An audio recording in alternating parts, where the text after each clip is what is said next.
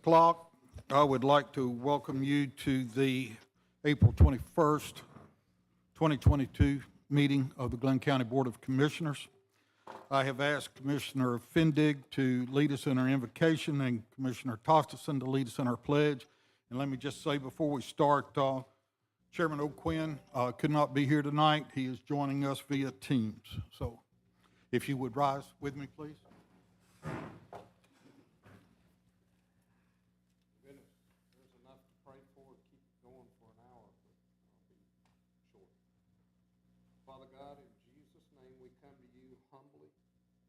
Looking for your mercy, for your wisdom, for your forgiveness. We pray for our country, the United States of America. It needs help. Our leaders and government, from us on the way up to the White House, need wisdom, right righteousness. We pray for the rest of the world. They're all over, especially in Ukraine, where the slaughter of citizens is going on, reminiscent days we've not seen since World War II. Just bring righteousness and peace across this earth and your forgiveness to all of us. In Jesus' name, amen. I pledge allegiance to the flag of the United States of America and to the republic for which it stands, one nation, under God, indivisible, with liberty and justice for all.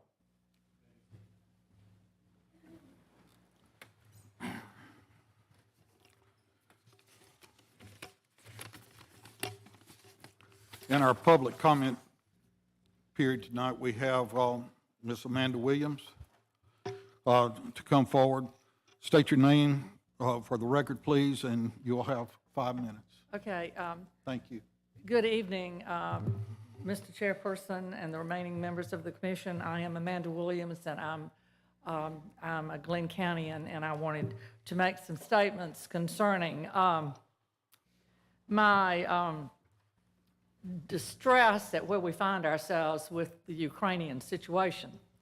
I was born in 1946, and so therefore I'm one of what we call the first baby boomers. And when my father got back from the war, I was the first child that was born, and he and I were really close. I had 3 brothers after me. Mr. Brunson and I grew up together in elementary school, and so he kind of knows a little bit about my family. But he and I were really close, and he talked to me on numerous occasions about the war and the impact it had upon him and he in this country. And he also talked to me about what America did before the war started. And for those of you who are old enough to know, we had what we called in 1941 the Lynn Lease Act, where we gave lots of supplies to the British to try to hold off the Germans from taking over Britain. And after Lynn Lease, we considered that time ourselves neutral, for all of you who understand that. Then we got in the war and fought courageously, but there was a great sacrifice to the continent and to Britain during World War II. And when we got in, and we helped finally win the war. But it was Germany under Hitler that was a problem. And now we have Russia under Putin that is a problem. And it is such a problem that I don't know if any of you know about this, but in 1994, there was a memorandum called the Budapest Memorandum of 1994, where the Russians, the Ukrainians, the United States, and Britain got together and said to Ukraine, if you give up your nuclear weapons, we will make sure that you are protected. And that happened in 94, and a part of that memorandum said that the Ukrainians, the Ukraine, the Russian Federation, the United Kingdom of Great Britain, Northern Ireland, and the United States welcomed the accession of Ukraine to the Treaty of the Non-Proliferation of Nuclear Weapons as a non-nuclear weapon state. And what Ukraine did is it gave up its nuclear weapons and agreed to eliminate all the nuclear weapons from its territory within a specified period of time, which it did. noting the changes in the worldwide security situation, including the end of the Cold War, which had brought about conditions for deep reductions in nuclear forces, and it confirmed that the Russian Federation, the United Kingdom of Great Britain, Northern Ireland, and the United States will reaffirm their commitment to Ukraine in accordance with the principles of the CSCE Final Act to respect the independence and sovereignty and existing borders of Ukraine. These countries also agreed and reaffirmed their obligation to refrain from the threat or use of force against territorial integrity or political independence of Ukraine, and that none of their weapons will ever be used against the Ukraine except in self-defense or otherwise in accordance with the Charter of the United Nations. Well, obviously, Russia has gone back on its promise to Ukraine, and I'm hoping that this country will not do it. My husband and I have donated money to MAP International, and I went out and talked to them about what they're doing in Ukraine, and I just want to suggest to any of you who are urgently concerned about what's happening there, you find some way to support this country in its act of trying to establish its independence and freedom. My father said to me, if we had not gotten into World War II, today we'd be speaking German. And I don't think it's too far-fetched to say that if we don't do something about Ukraine, that tomorrow we may be speaking Russian. And if anybody believes they're going to stop with Ukraine, I think that is absolutely not happening. Lithuania, Estonia, and Latvia are next. And I have visited those three countries, and I will tell you, they understand freedom and the exercise of freedom. They have been occupied by Germany and Russia, and they are just vehement about their freedom. And sometimes I worry that our problem is we've had so much of it that we forget how important it is. And I just encourage all of you to understand that Russia is a serious problem. Ukraine is the first thing that they're picking off, and don't ever think that we might not be next. And I ask you to please join me in supporting this country. Thank you. Thank you, Ms. Williams. Judge Williams, that was wonderful, and I don't think that there's but one person in the world that doesn't share your compassion, and that would be Vladimir Putin. And I just hope that the world will wake up and we'll find some leadership somewhere to do something about this massacre that's going on. Thank you. Thank you. Next on our public speaking is Megan Derosiers. And if you would state your name for the record, please. And you two have 5 minutes. And thank you for coming tonight. Yes, sir. Thank you for having me. My name is Megan Derosiers, and I am the president and CEO of a nonprofit organization here in Glynn County called 100 Miles. We do coastal conservation of Georgia's 100-mile coast through advocacy, education, and citizen engagement. I'm here tonight because I've been wading through the draft zoning ordinance that the planning department has put out, and I have a few thoughts that I wanted to discuss with you this evening. I hope you'll consider them. So I've been working in land use and zoning for more than 25 years, and the most important thing I've learned over that time is that zoning ordinances are adopted all the time by communities all over the United States. But they are rarely implemented properly, and they are rarely enforced well. The result of having a zoning ordinance that is not implemented properly or enforced well is a useless zoning ordinance, and eventually the loss of a beautiful place that is unique to this world. Whether you grew up here in Glynn County or moved here recently, I guarantee that you have witnessed its change. Unfortunately, many of those changes, while they may have increased our tax base, have eroded some of our unique identity. It didn't have to be this way, and it doesn't have to be that way in the future. Zoning, when done right, can help Glynn County continue to be an amazing place. It should be our plan for growth. Our zoning ordinance should be. Our zoning ordinance should also be our plan to maintain our unique coastal identity, our plan for economic development, our plan for conservation. It can be all of those things together. After reading this most recent draft ordinance, I'm afraid that the draft that we have before us does not quite cut the mustard. But it can if we go through the adoption process the right way. The way to ensure our new zoning ordinance will be able to preserve Glynn County's unique character, to improve our quality of life for residents as our county grows, and to allow for economic development is to include the public in the adoption process. Actually, not just include the public, but partner with it at the very deepest of levels. Currently, as I understand it, the plan is to release the draft, ask the residents of Glynn County to read it and comment, and then it will be discussed. But I don't know if you've all looked at the draft. No one, unless they are familiar with zoning, is going to read that document. It's hundreds of pages. And even those who attempt to read it are not likely to understand it. Yet, this is the ordinance with which everyone in the county will have to conform if they want to use their property. The zoning ordinance we have now, the current one that's in place, has been in place for 60 years.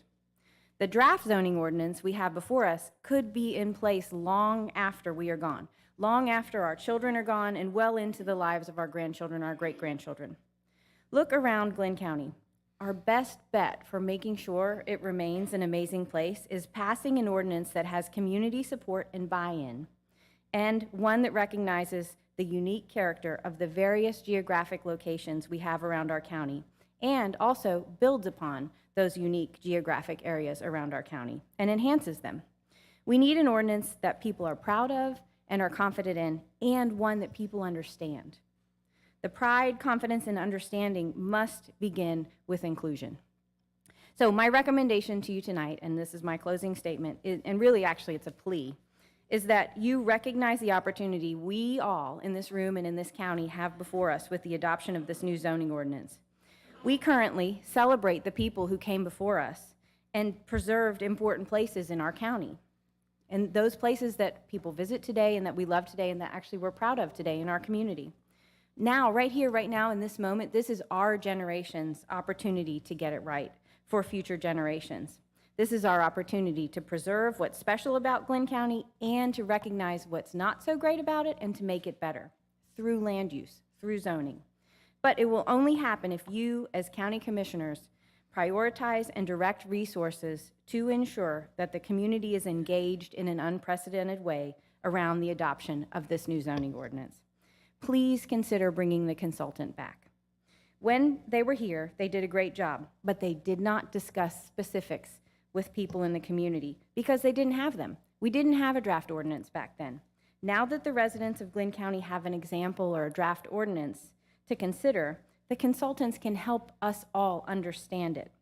That we can understand what it says, how it will impact our quality of life, and with this understanding, we can come with informed input that will only help make the draft ordinance better.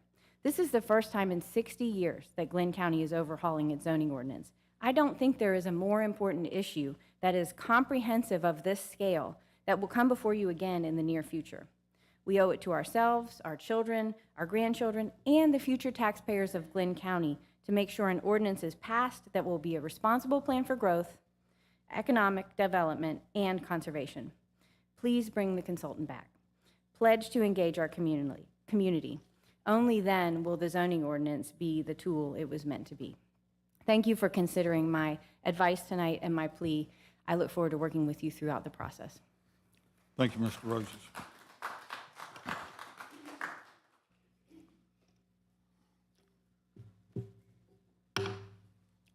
Next, we have a proclamation that I would like to read. Shouldn't take more than 45 minutes. So if you'll bear with me while I read through this, please. This is a proclamation recognizing April 24 through 30 of 2022 as Glynn County Crime Victims' Rights Week.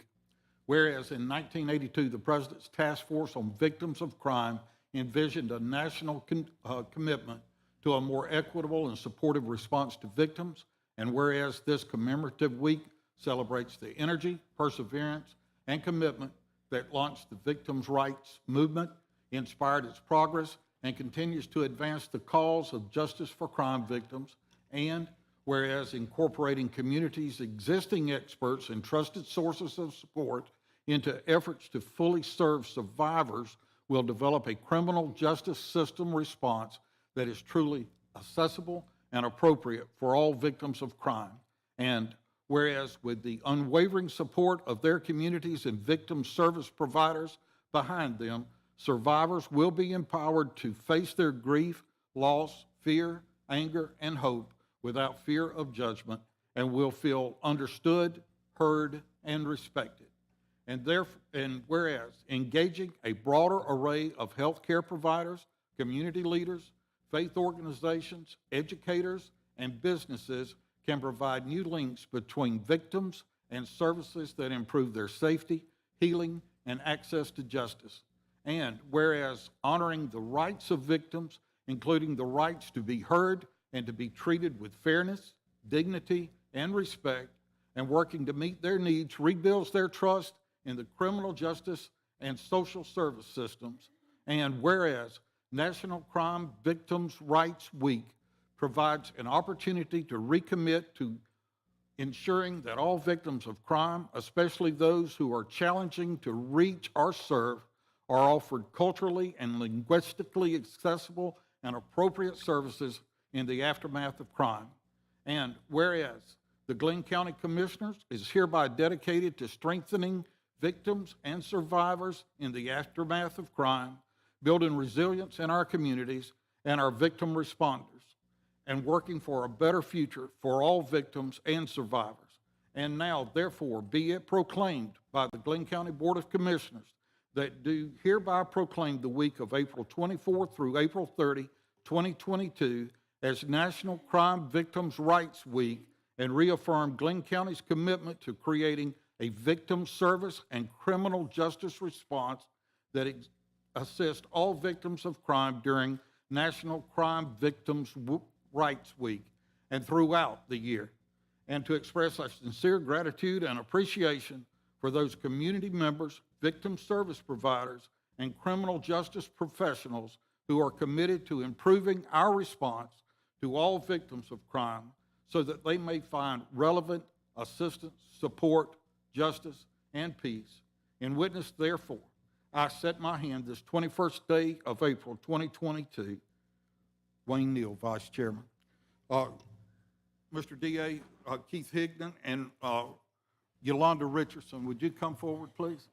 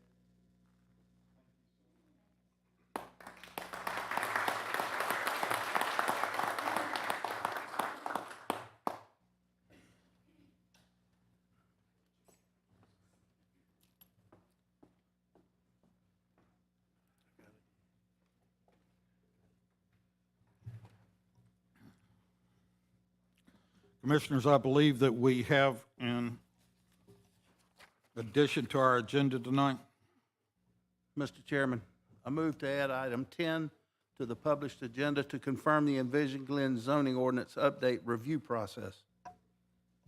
I have a motion by Commissioner Rafalski. Do I hear a second? Have a second by Commissioner Booker. All in favor, please raise your right hand. And by voice, Chairman? Aye. Okay, so that is unanimous. We'll add item 10 to our agenda tonight. Next is our consent agenda. Do I hear a motion? Mr. Chairman, I move to approve the consent agenda, general business, for April 21st, 2022. Have a motion by Commissioner Rafalski, a second by Commissioner Booker. Would add, are there any items that any commissioner would wish to pull? Hearing none, all in favor, please raise your right hand. And by voice, Chairman? Aye. That is unanimous. We move now to our public hearing. We have 3 before us tonight. Public hearings will be limited to 30 minutes to each opposing side, with 5 minutes allocated to each individual speaker. Comments are to be limited to relevant information regarding your position and should avoid being repetitious. If your group has a spokesperson, please allow that individual to present your group's position in the time allocated. Your cooperation would be greatly appreciated. Item number 6 is CUP 4982, Southern Retreat RV Park Phase 3, request for a conditional use permit, CUP, for a recreational vehicle park at 7515 Blythe Island Highway, parcel number 02-00723.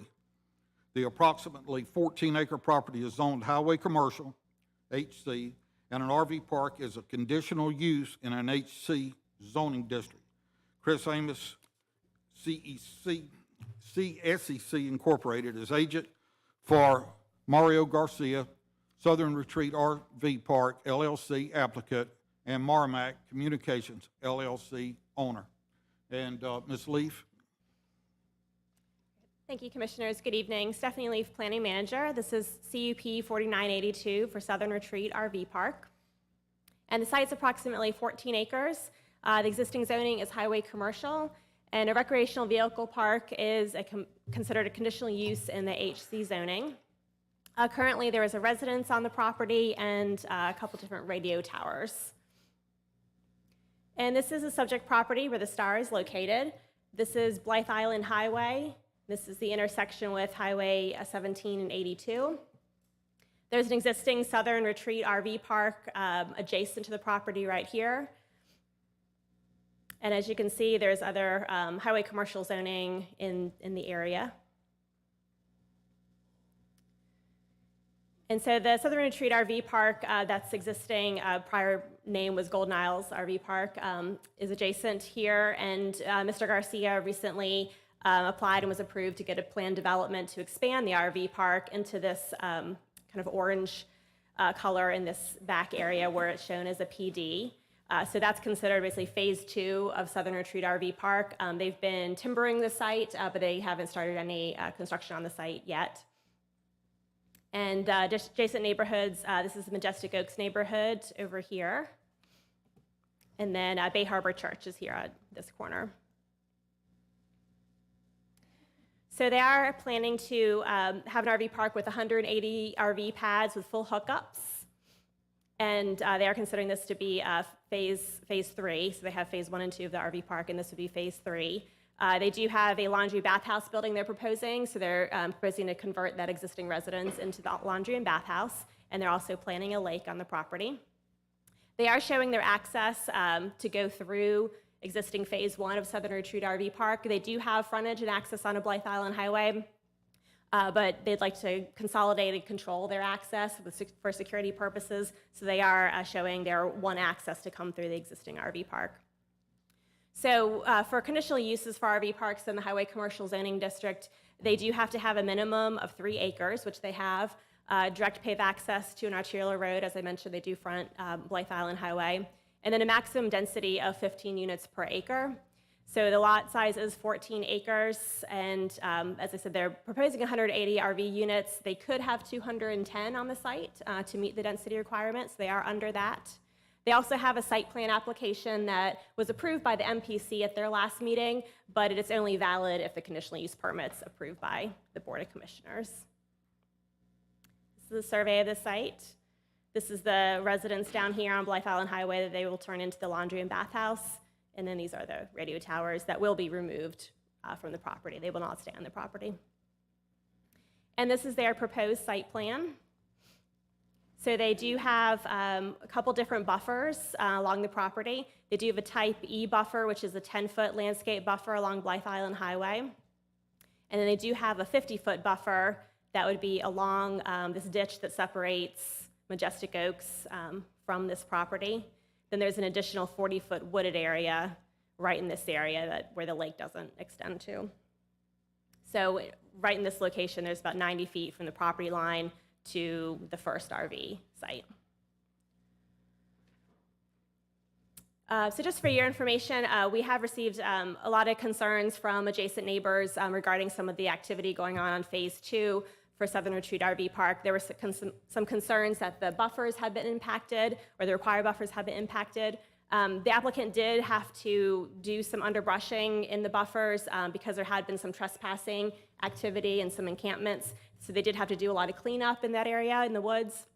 And so they did have to do some underbrushing, but the actual trees in that buffer are still intact. So they are currently in compliance with their buffer requirements that are from their master plan in the PD as well as their site plan. They will be putting an 8-foot high privacy fence along their property line in Phase 2.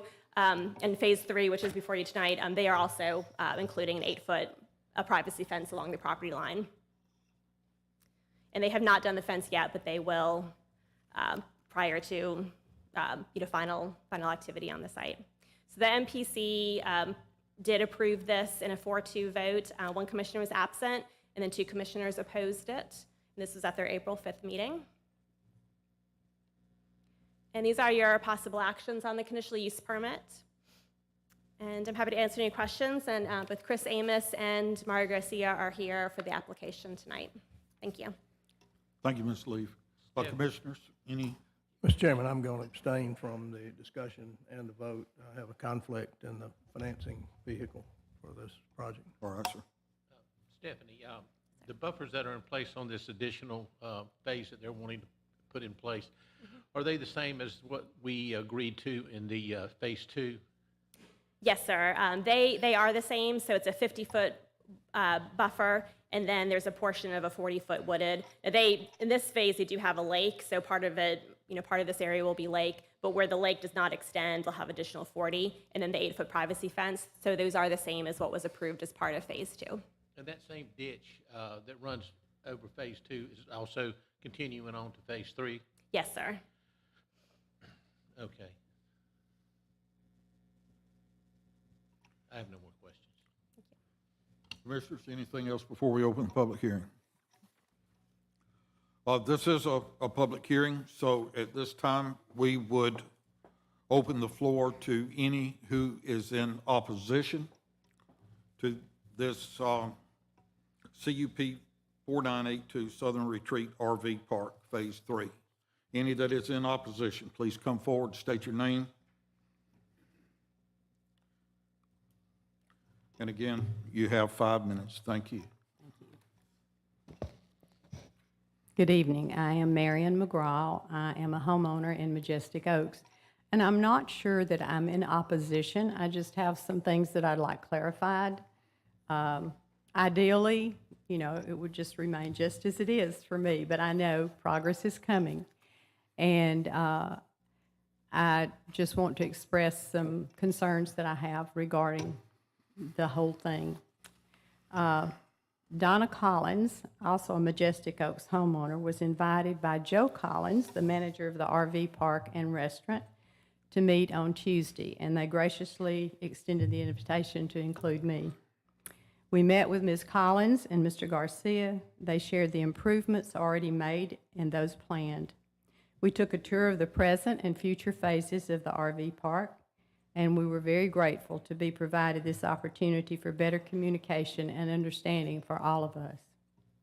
There are a few things we would like for the commissioners to consider as this application for this conditional use permit comes before you for a vote. There are other homeowners who share these same concerns, but I speak for my husband, Dr. Walker McGraw, and myself. Please consider these following issues. The need for a traffic study due to the increased number of RVs using one entrance and exit. Currently, there are 155 RV spaces plus restaurant traffic. Phase 2 will add 200. The Phase 3 proposal would add 180. That's 535 total. Traffic may not be a problem now, but with this large increase, I see that there are potential difficulties with emergencies, holiday and weekend traffic, and hurricane evacuations. Consider reducing the 180 proposed RV spaces, which is 13 per acre, in Phase 3. Some reduction of spaces per acre would be more comparable to the 9 spaces per acre in Phase 1 and the 6 spaces per acre in Phase 2. Mr. Garcia had mentioned at the Planning Commissioners meeting that financially, 175 RV sites would be possible. If any reduction in the number of RV sites could be those closest to homeowners in Majestic Oaks, it would be much appreciated. And I know that he could put quite a few more than 13 on each acre. He could put up to 15. But I would like for that to be considered. The original site plan for Phase 2 included the note that there would be an assessment of the wooded buffers for density and quality of vegetation, and where required, additional planting of trees and shrubs would be used to augment the natural vegetation. Many of the homeowners, as Ms. Leaf explained, boarding Phase 2 have been concerned about what appears from backyards to be much less mature vegetation than expected in the wooded buffer. Could this proposal to reassess the buffers be reinstated for Phase 2 and possibly extended on to Phase 3? For Phase 2, one of the conditions was an 8-foot chain link fence with a privacy screen near Majestic Oaks homes. This is also shown on the site plan for Phase 3. It has been suggested that bamboo planted 5 feet apart would make a more attractive border and better than a chain link fence. The drawback to bamboo is that it takes 5 years for it to mature enough to provide privacy. And it faces my backyard, so I've seen them come through to clean out the ditch and clean the maintenance road, and they do take out things that are in the wooded area where the bamboo would be planted. So I have a feeling the bamboo would not last very long. We would like to suggest, for the safety, security, and privacy of the nearby homeowners, the church, and the RV park guests, that a 6-foot vinyl privacy fence replace the planned 8-foot chain link fence with privacy screen. As suggested by the Mainland Planning Commission, this fence would need to be installed before development begins on either Phase 2 or Phase 3. And one final thing, the final site plan for Phase 2, and I know we're talking about Phase 3, but there is some relevancy here. The final site plan for Phase 2 was approved in December 2021 for 200 RV pads. The final site plan available from the Planning and Zoning Department states in the notes that there will be 248 RV pads. My question is, has this been corrected on the official records? If so, when is that corrected version going to be available?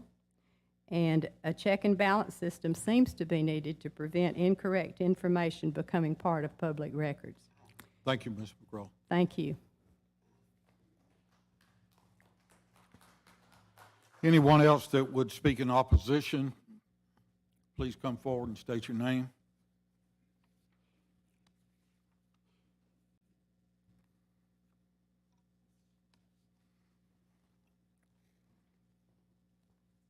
Evening again, everyone. My name is James Harden. I'm a resident of Majestic Oaks. I have nothing to add to Ms. McGraw's statement. I adopt it, register, and I just wanted to register my voice here as in opposition, the opposition that she just stated. Thank you, Mr. Harden. Anyone else that would come up to speak in opposition to CUP 4982? Anyone else to speak in opposition?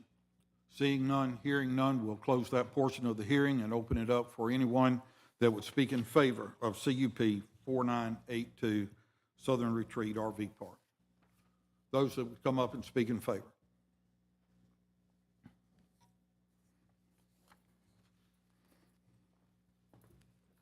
So my name's Chris Amos, CSEC Incorporated. Not really here to speak about the RV park, but I'm here as the agent for the owner and to answer any questions that you may have about the project that staff hasn't already addressed. I would like to clarify something. There was no underbrushing done in that buffer. The buffer, there's a couple of places, the existing buffer, the lower level vegetation's a little thin, but there has been no cutting of anything in the buffer behind Phase 2. That's got nothing to do with this application, but that was brought up.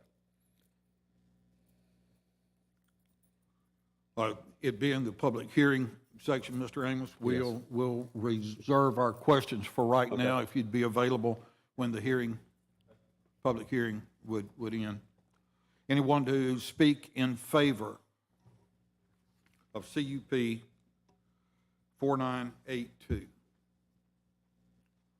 All right, seeing none, hearing none, we'll close the public hearing, and then, commissioners, it's back to you.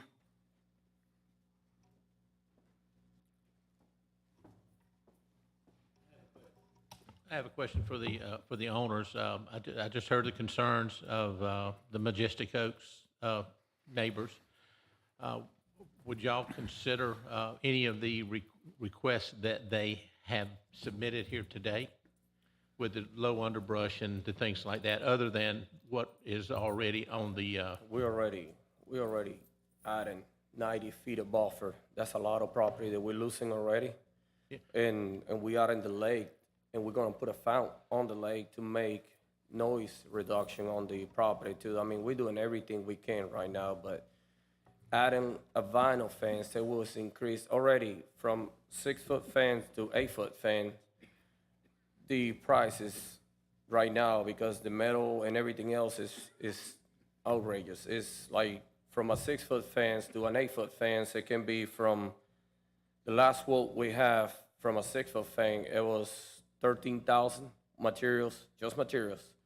And the 8-foot fence is $48,000, just for 2 more foot.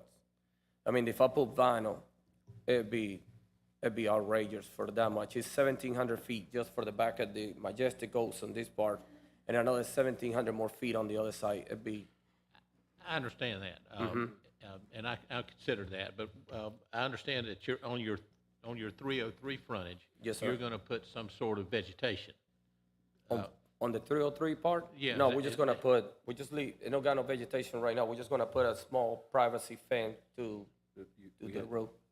There is a required buffer on the site plan. The buffer that's required in the zoning ordinance, the type E, the type E buffer. So whatever the type E buffer is required in the zoning ordinance, that will be along the right of way of 303.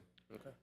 I think basically what the Majestic Oaks neighbors are really asking for is not wanting you to do more in your cost of fencing, but more of a privacy visual consideration. Low growth, like I think you have gone in there, you've cleared the low growth out in your buffer. You've got your trees there. I understand that. And you are in compliance, but I think what they're asking, if you could put something in that would help. They mentioned bamboo. I don't know if that's the right equation. The bamboo is a great idea. The bamboo is a great idea. It'd be even cheaper than the fence. We're gonna put, if you see, let me see if I can get it right here that way. This is phase 2 right here, and this is phase 2 and this is phase 3. All this is county right away. We're gonna put a fence from here all the way to the train tracks, and we're gonna leave this section open through here, and put another section of fence right here. I mean, the fences really have no purpose, just only covering the view from the neighborhood, because I have to leave at least on this section right here, 40 feet open for the county to can come in and clean the ditches when they feel like it, because I cannot close it. I mean, I'm really wasting all the fencing money that I'm doing just because there's no privacy. Anybody that want to come, like the homeless people that right now they're living on this area, and it's right behind the neighbor they just talked 5 minutes ago. We got a homeless camp right here. They still be able to come through this area and have access to this right of way because it's all open. I mean, I will have the fence from here to here, but I can do nothing. So I you're mean, saying that's you have homeless people living in your buffer? on the buffer on the property that we're buying right now. Yes, sir. They moved from Phase 2 To- whenever the clearing started on the Phase 2 property. They were in the woods Yeah. on the Phase 2 property, and they've moved. And that's all the area that we clean up right here that look like we underbrush and everything on. We don't. We just use the bucket on my tractors to pick all the debris because we show all the pictures to the other commissioner that went there to the park to see it. And they got needles, they got all kinds of stuff. And we don't gonna make my guys pick it up by hand. We use shovels and we use the tractor and push everything out. It's not safe for my employees to do it by hand, and I won't press it to them to do it. I'm just trying to not cost you additional dollars. No. But I It'd be- was wanting to try to protect the privacy and the visibility view from Majestic Oaks and your other neighbors. Yeah. From you know, your mobile home park. They feel they want to do bamboo. RV park. I can do bamboo. It'd be no problem that I can do bamboo. The property line, this is a right of way right here. My property line is kind of in the middle right here of the property line. I won't put the fence in the middle because county got to go with the tractors and the equipment through there. My property line, I'm going to put it right here. The fence, I'm going to put it right here, all the way across the whole line. That means if we plant bamboo like they want to, because they grow 40, 50 feet tall in the air.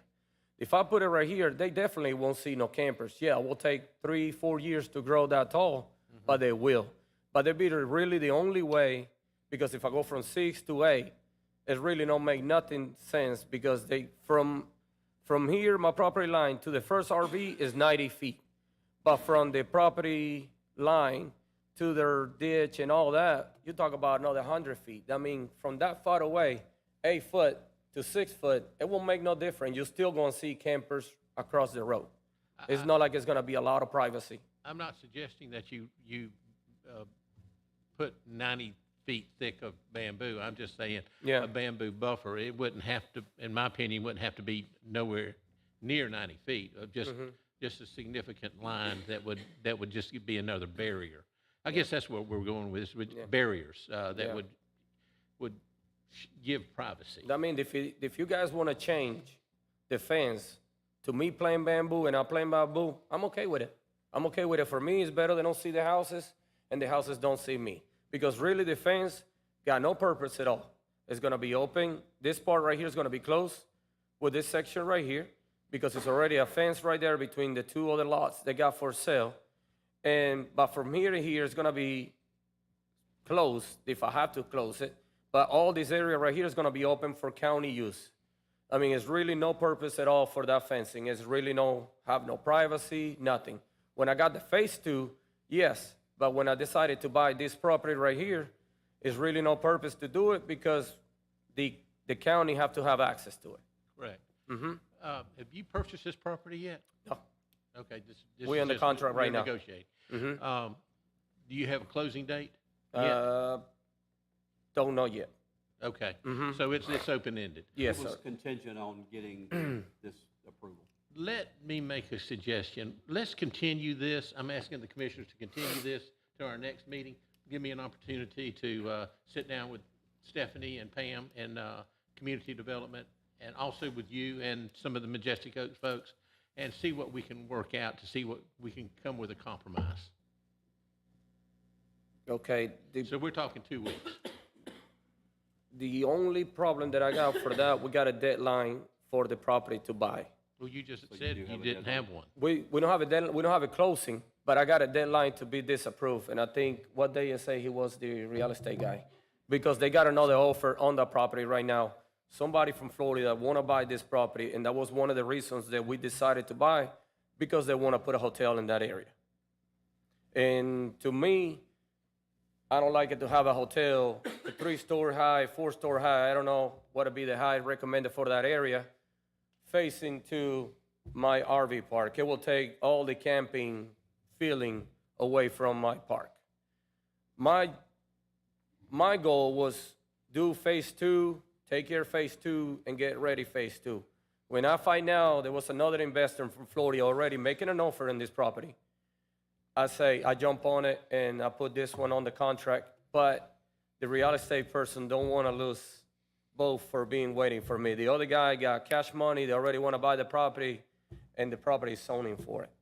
I mean, that's the reason that I really want to buy. And the neighbors in Majestico, I think they'd be better if I buy the property, because the RV is only 12 foot tall.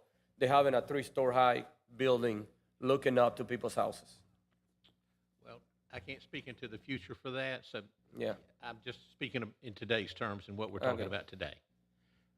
If you're willing to do that, I think that maybe we can reach a compromise, but that's up to you. I have a question for Stephanie. Phase 2, is it 248 or 200? 200. 200. Have we changed the language? It is 200. So in December, the Mainland Planning Commission made that condition. Originally, the proposal was for more, and the Mainland Planning Commission limited it to 200 RV sites and then 8 cabins.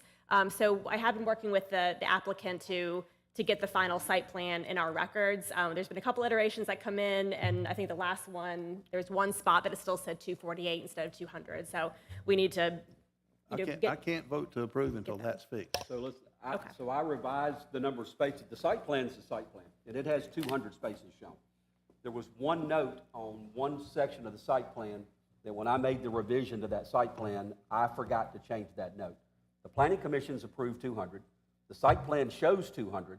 The note, I think, is a relatively minor thing, and I will commit to get that to Stephanie tomorrow. But it's just one note in one spot on the site plan. The site plan itself, with all of the 200. graphics and the counts of the spaces and all of that, is 200, and that's it.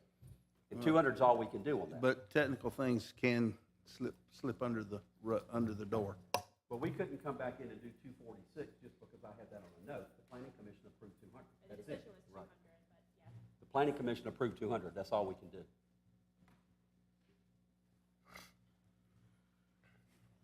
Commissioners, any other discussion on this? Ms. McGraw, I would say on your suggestion of a vinyl fence versus a chain link, vinyl fence, while it has a visual barrier, they do not hold up to people that would want to kick. Those panels will pop out really easily. Maintenance would be a nightmare, and I don't think that it would hold up very long. That's just a comment on my part about vinyl fences. Actually, strong wind will blow them out. I have seen that in neighborhoods where wind will blow them. But anyway, that's just a side comment on the vinyl fence. So if the community wants the bamboo, then why can't you just do the bamboo? You don't want the bamboo?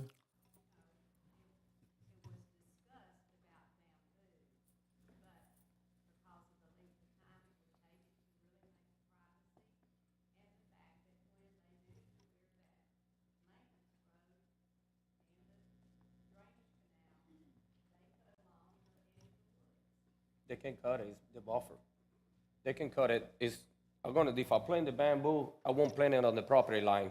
I'm planting like 10 feet inside the property line because my property line is in the middle of the right of way.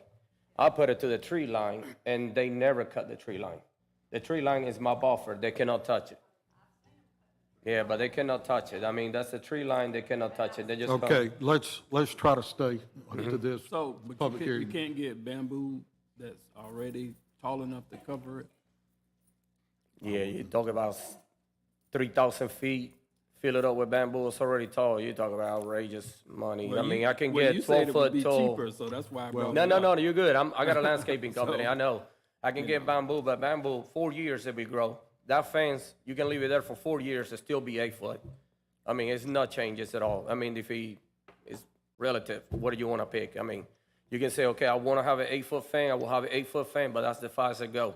If I get bamboo now, 4 years, 3 years from now, that thing will grow. Yeah, I just brought it back up because I thought that's what the community wanted, but if that's not something they're looking for, and the vinyl is really not an option because of maintenance, then I don't see what a compromise would be.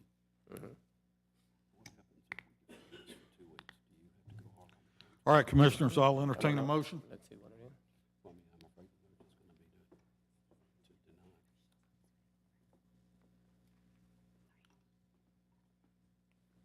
I mean, if you're gonna wait the 2 weeks, and we have Mr. to Chairman, wait the 2 weeks. I make a motion to defer until the next meeting. I guess it'd be the first meeting in May. That'd be 2 weeks. May 5. I have a motion by Commissioner Rafalski to defer item number 6 until the May 5th commission meeting. Second. Have a second by Commissioner Tostenson. All in favor, please raise your right hand. And by voice, Chairman? Aye. So that is unanimous to defer this item. And a reminder that Commissioner Brunson is abstaining from the vote. Thank you, Commissioner Brunson. Can I ask a question? Who will set this meeting up? Will this be staff? You? If you give your information to Pam or Stephanie, we'll contact you tomorrow. Okay. All right. Thank you. Thanks. And a reminder that this is the public hearing on this item. The public hearing will not be held again. Okay. All right. Thank you. Item number 7, ZM 4950, Sinclair Tract Plan Development District Amendment. Request for an amendment to the Sinclair Plantation Plan Development PD District ZM 2298 to add dredging or the excavation of natural materials as a use in the PD. The subject property is located at 2050 Lawrence Road, St. Simons Island, parcel number 04-14278. Jake Hightower, Robert Civil Engineering, agent for Sinclair 1031 LLC. Ms. Leaf, your report. Thank you. ZM 4950, Sinclair Tract Plan Development District Amendment. So this property is located on Lawrence. This is the property that's subject to this amendment. And the amendment is to amend their plan development text to allow excavation to do a surface mine. They are planning to construct a lake on the property. And in order to take dirt off the site, they do need a surface mining permit. And so that is the rationale for the request for the plan development amendment. So this property is part of the Sinclair Plantation Plan Development, and it includes some additional property that has changed hands in the last few years. There was a preliminary plat that had been approved in 2018 that covered the southern lot right here where the existing lake is, the subject property that's subject to the amendment tonight. And then there's a conservation piece that's up here as well to the north. And this southern portion was recently acquired by the St. Simons Land Trust for conservation. So the Sinclair PD was originally done in 2008, then amended in 2012. So the original plan development did allow up to 250 residences on the property. And so now with the different ownership and the St. Simons Land Trust conservation, there's going to be significantly less units on the property. So let's see. So this is a 23-acre piece. They have not submitted development plans, so they have not specified exactly what they are planning to do on the property. There has not been an LDA submitted for the lake, so we do not know the exact size of the lake or the plans for that.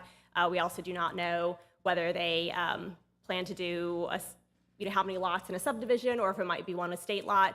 We do not have anything that's been submitted to the county regarding that. So they did mention at the IPC that they are looking to do a larger lake, but didn't specify any more about the number of lots. So on this particular 23-acre parcel, per the plan development text, under the current zoning, they could do anywhere from like 50 to 74 lots, depending on how they're configured and whether there would be, how the roadways would be configured. They are allowed to do 20,000 square foot for estate lots or 13,500 for standard lots. So this is the proposed amendment language. It's dredging or the excavation of natural materials is what they're proposing as the language, which is a survey of the property that we're speaking about right here. And then in the Sinclair plan development text are required to have a master plan. This is the master plan that's included in the PD text, and I circled the area that is this current 23-acre tract. And so they were proposing a lake on their master plan. And then just for reference, the preliminary plat for Sinclair that was proposed in 2018 or approved in 2018, there were 42 lots that were proposed for this particular tract. And then this is the lake parcel that was proposed as part of the preliminary plat. And this was just a little over 2-acre tract for the lake. So Islands Planning Commission did hold a public hearing on March 22nd, 2022, and they did vote unanimously 7-0 to recommend to the Board of Commissioners approval with the following condition. Operation restrictions from trucking and excavation must end by 6:00 p.m. There were a number of concerns about noise, from the operation, so they did add that condition that everything must end by 6 p.m. And these are your possible actions. And I'm happy to answer any questions. And Mr. Jake Hightower from Robert Civil Engineering is here representing the applicant. Thank you. Ms. Leaf, did they not have a proposed start time in the morning, just ending time in the afternoon? The IPC, their only condition was end by 6 p.m. They did not specify a restriction on the start time. During the meeting, the applicants did mention a 7 a.m. start time, and the IPC didn't mention anything about changing that. Okay. Commissioners, anything before we open the public hearing? What is the land trust involvement in this property? So the land trust, I'll go back to the map. So the land trust purchased the southern parcel, which is right here. So this is also part of the Sinclair plan development where this existing lake is. And when the Sinclair plantation or the Sinclair preliminary plat was approved in 2018, they did have lots proposed throughout this entire parcel. So the land trust currently owns this, and then there's a different party that recently acquired the subject parcel with the. I didn't realize that the land trust was in the development business. I thought they were taking land off the tax digest. Well, the southern piece is. Yeah, the southern piece will be conserved through the land trust acquisition. So the only property that's part of this amendment is this kind of blue outline right here. So here's just a zoomed in version of it. The land trust piece is to the south of this road right here. So that doesn't have anything to do with the lake? That's correct. Yeah. Yeah, the new lake would just be on this parcel that's not owned by the land trust. Well, then why is that even mentioned? The lake and the land trust? No, yeah. Oh, I just mentioned it as a kind of a reference of there's been some change in ownership since 2018 when the preliminary plat was approved for the subdivision. But the land that the lake is going to be built on will be for development purposes. That's my understanding. We have not received any development plans or specifics on that, but my understanding is there will be some level of development on that parcel. I do not know what type of development. Commissioners, any other questions before we open the public hearing? Stephanie, how long do they think this would take to complete? That's a very good question. I know there were some questions that were posed to the applicants at the IPC meeting.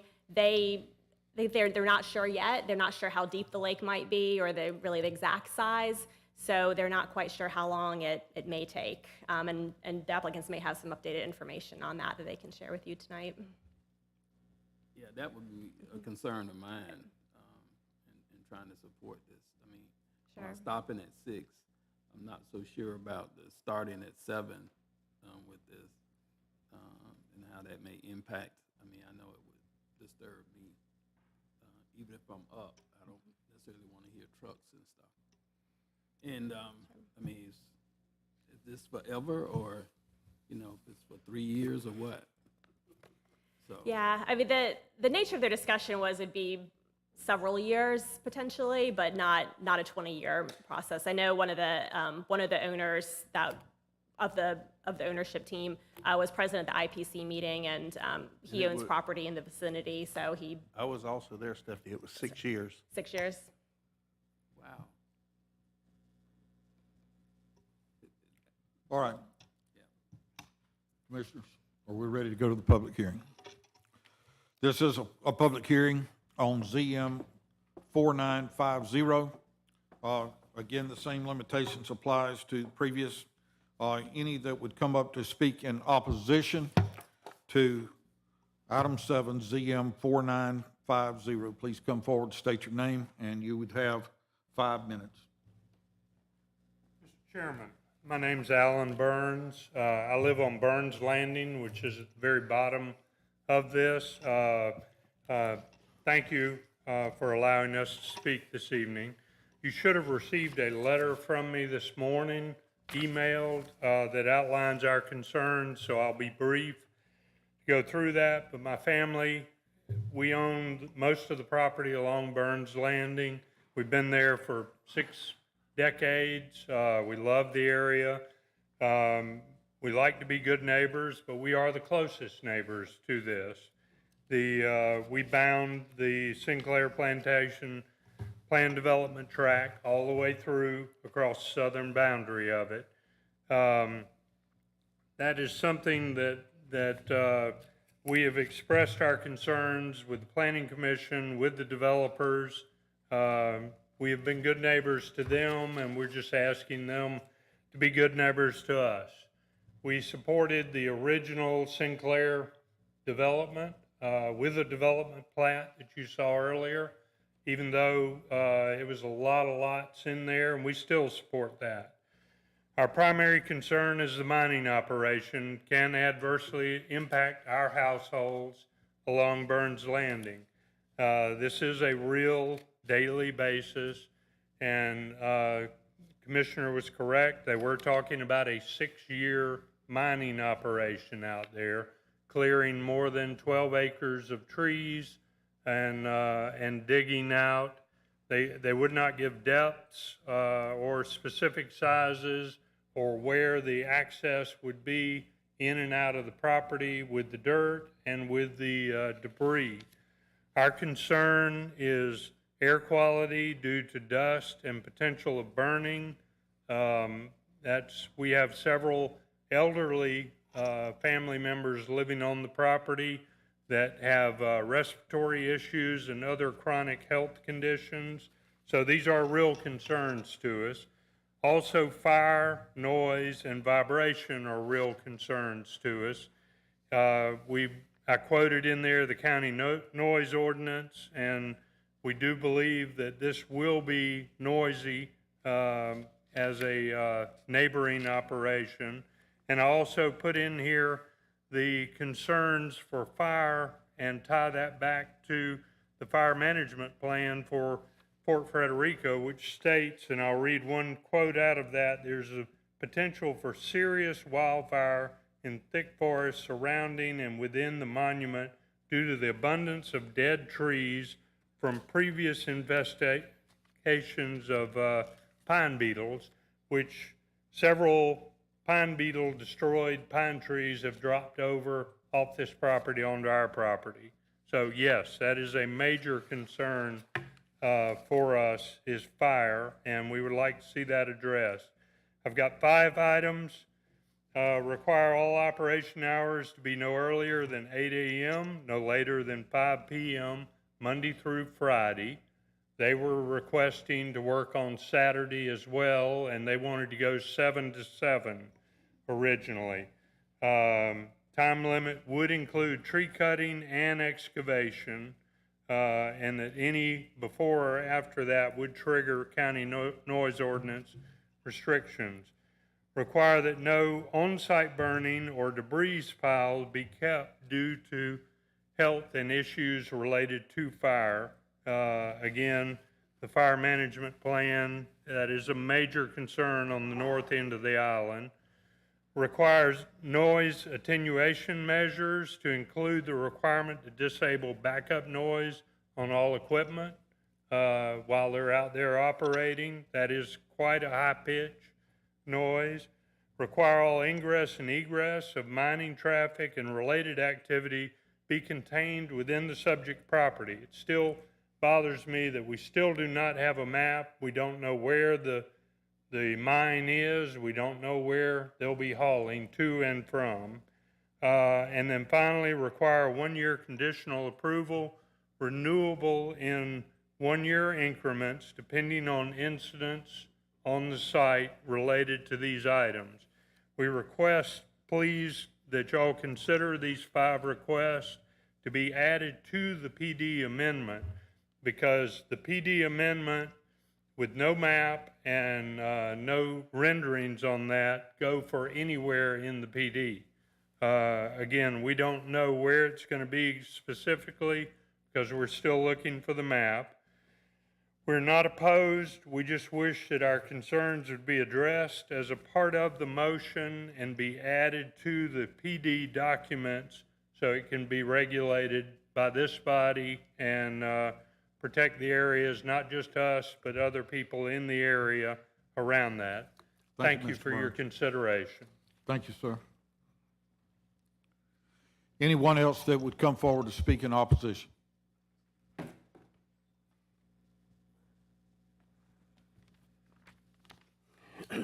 Thank you, Mr. Chairman. I'm Julian Smith, and I live on St. Simon's Island. You've asked a number of good questions. Mr. Burns has raised more questions. I don't think you can approve this until you have answers to these questions.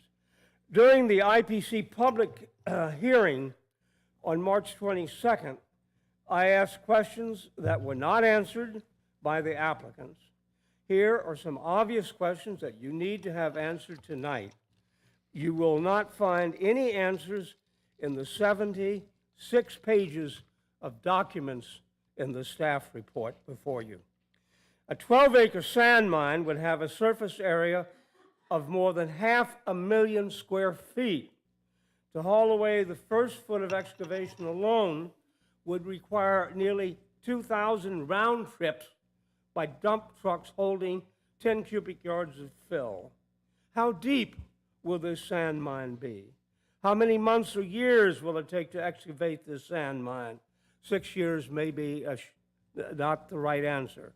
How many round trips will those dump trucks make over the course of this commercial operation? How high is the water table in the area to be dredged?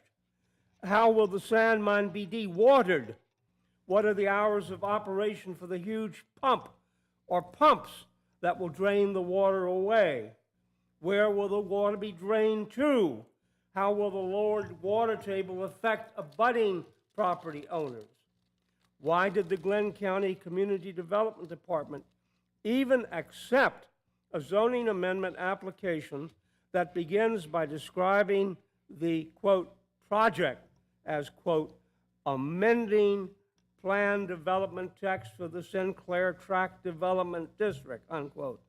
Why didn't the planning staff require the applicant to describe the product as a request to amend the PD text to allow digging a huge commercial borrow pit? On the second page of the application is the required justification for request, which requires the applicant to answer 2 questions that justify the request. Here is the first question. This request would be in harmony with the character of the neighborhood because, and the non-responsive justification or answer provided by the applicants is, this amendment will allow the owner of the amendment property to construct a pond and remove excess dirt from the amendment property, unquote. How or why are those activities in harmony with the character of the neighborhood as required? Here is the second question. This request would not be detrimental to property or persons in the area because, and here's the justification provided by the applicants, quote, the amendment property already has the allowable use of pond construction, unquote. That doesn't answer the question. Pond construction is not the issue. How and why is the noise of traffic of a commercial mining operation not detrimental to property or persons in the area or to the public traveling along Lawrence Road, among other questions? During the presentation by the applicants and their agents, the Island Planning Commissioners were told that digging this lake would mean fewer new houses could be built on their property, and that the excess dirt would be used to elevate building sites further north on St. Simon's Island. But what if there is not sufficient demand for fill dirt north of this site? What if the excess dirt is hauled across the causeway to the mainland or hauled to Sea Island to raise the elevation of lots there? Speaking of excess dirt, this whole exercise is an example of dirty excess. Why can't you require our Island Planning Commission to actually plan? When, if ever, will you and they understand that we cannot and should not plan for even more residential development on a barrier island in a time of sea level rise? And I think it's propitious that you have honored this week, established this week as National Crime Victims Week. We are about to be victims of an environmental crime. Thank you.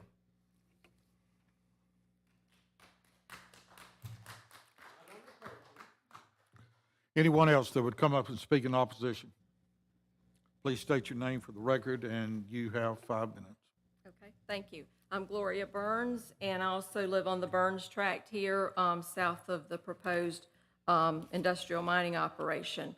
One thing I'd like to point out, that we haven't heard anything different yet from the applicant. We were hoping we would. Here's some amended plans, but we haven't yet. So when you look at the proposed, at the Planning Commission, they proposed going 7 a.m. to 7 p.m., 6.5 days a week. When you add that up, that's 12 hours a day. They said they wanted to operate during normal business hours. I don't think that's normal business hours. But when you add that up, that's 6.5 days a week, 12 hours a day, 12 months times 6 years. We're talking about 19,000 hours of listening to noise and having dust and vibration. I don't even think that's legal at Guantanamo.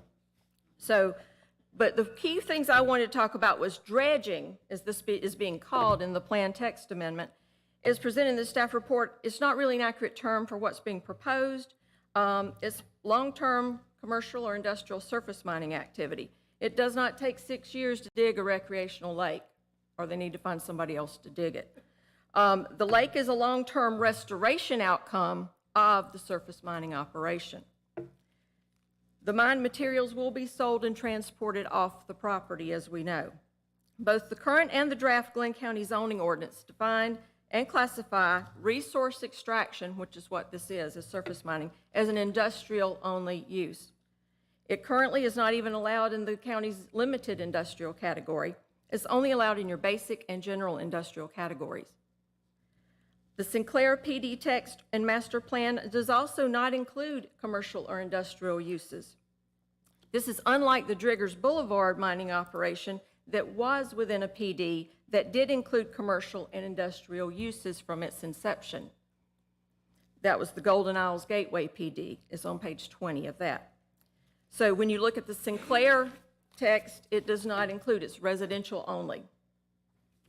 Okay, there are also existing changes to the master plan that may warrant a PD map change in addition to the text change. I know the applicant, the conversations in the staff report state that the applicant said they didn't think it was necessary, but I would hope the planning staff would determine if it's necessary or not.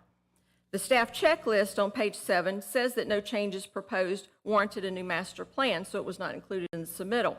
However, your PD section of your county zoning ordinance states that any change in land use, increased density, street access or alignment, public or common areas, which a lake qualifies, building setbacks, buffers, or parking spaces shall be deemed a substantial change in the development of the district and shall be treated as and require an amendment in accordance with the procedures of the ordinance. The Sinclair PD text only allows residential uses, as I said before. Resource extraction is an industrial use. The applicant mentioned in the IPC hearing that there will be up to 10 estate lots created around the new lake. If so, that also requires a PD plan amendment in addition to a text amendment. The staff planner present stated at the IPC meeting that the 2008 drawing was indeed a master plan that you saw earlier, and the verification was made by the county attorney who was present. The impact extends well beyond the investor properties as well. Depending on where the yet undisclosed mining operation boundaries are located, the closest home to the mining operation is likely our family residence. However, a map has not been produced by the applicant or staff to date showing the actual mining boundary, the lake size, and the location within the parcel. The 2008 and 2012 Sinclair PD master plans depicted a 3-acre lake that, and its location within the parcel. That 3-acre lake is substantially smaller than the proposed 12-acre lake that we first heard about at the Planning Commission meeting. The new lake would be more than 3 times of the size of the one shown on the original master plan. And per the Glynn County zoning ordinance, changes to the lot, use, street network boundary, or public or common areas does constitute an amendment requirement. So what we would like to see is, if there is no plan to date, and we haven't seen one, is at least defer until you know where the access road is going to come off of Lawrence Road. Last time, the applicant stated they did not want to use the existing southern road, they did not want to use the existing northern road, and a new road would have to be built to access the parcel. I know with the one on Driggers, everybody wanted to know where the access was going. So I just don't think, I think the information is still incomplete right now for a decision to be made. And, you know, like Al said, we're willing, we just want to find out what's going to be done, and I don't know why that's so difficult. But thank you very much. Thank you, Ms. Burns. Anyone else that would speak in opposition? Anyone else to speak in opposition? Seeing none, hearing none, we'll close that portion. Those that would like to speak in favor of, please come forward, state your name. This is ZM 4950. Good evening. Thank you for your time tonight. My name is Jake Hightower. I am with Robert Civil Engineering. I am the authorized agent for the project, but I'm also speaking in favor of this project. I am an island resident who accesses Frederica Road, so I would be impacted by removing some of these lots that have already been done by the southern portion and whatever happens within this project. One quick statement is that the owners of the development are the parcel owners along this right here. So they are the closest neighbors to this project. Yes, Mr. Burns is right here, and he is incorrect. He is correct in saying that he is 1,000 feet from this development. These folks, they bought this tract and this tract, and then sold this tract to the land trusts. If it was not for the group who was doing this development to build a pond, then this would not be in the land trust hands today. So I would like to just state for the record that of the 250 lots that were originally planned in the zoning PD text, these right here are 118 lots that were conserved. These right here are 77 lots that are now conserved that will no longer be accessible to using the land whatsoever. This will not have roads on it. It is in the land trust hands. The applicant abdicated this tract right here and is completely protected by the land trust. But with that, I do fully support this PD text amendment. And after the public hearing, we will be available to answer any questions. Thank you. Thank you, Mr. Hightower. Anyone else that would come up and speak in favor? State your name for the record, and you have 5 minutes. Mr. Vice Chairman, Commissioners, I'm Jonathan Roberts with Roberts Civil Engineering. Thank you for your time tonight.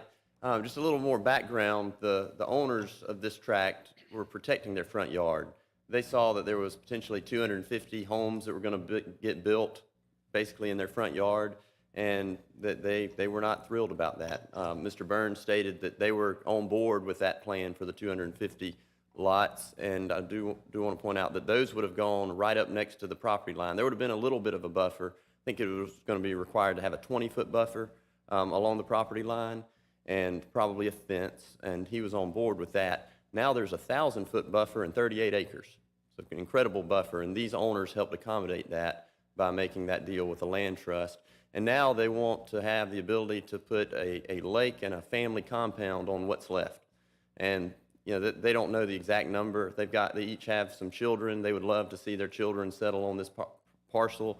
The number they've been throwing out is 8 to 10. It may not even be that. But roughly half this property would be the pond.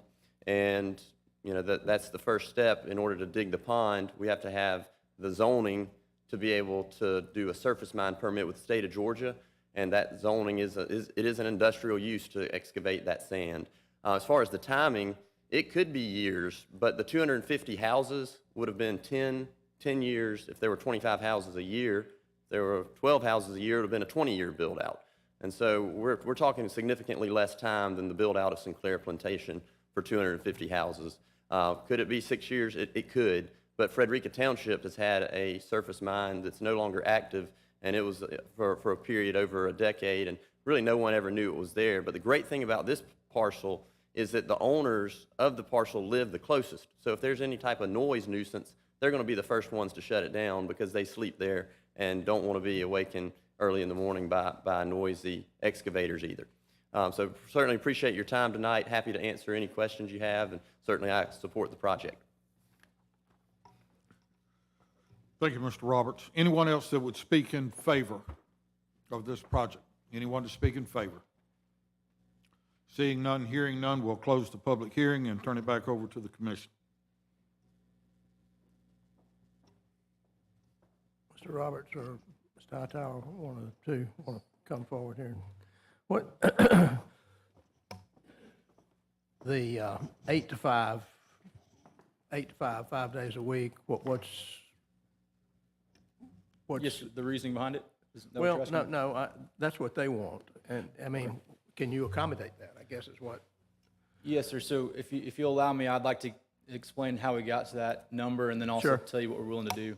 So as you can see right here, all the development that's going on over here, that's Frederica Township. They are not actively taking dirt off of their location, but they are actively digging and actually working. They have set hours that are 7 a.m. to 7 p.m. Monday through Friday, and then also 8 to 5 Saturday, 9 to 4 on Sunday. And our applicant said that's basically where we got the 7 to 7 from the very beginning. But like we said, they are the neighbors, and they're willing to make a concession on the hours. At the IPC, it was saying 7 to 6 p.m. At this point, we did discuss throughout this whole process, and what they're willing to do is 7:30 to 5 p.m. Monday through Friday, and then 7:30 a.m. to noon on Saturday. One thing I forgot to mention about the Frederica Township is that one of their caveats is that while they allow work on Saturdays, they do not allow dirt hauling through the development on Saturdays, whether it be into the property or from their own property.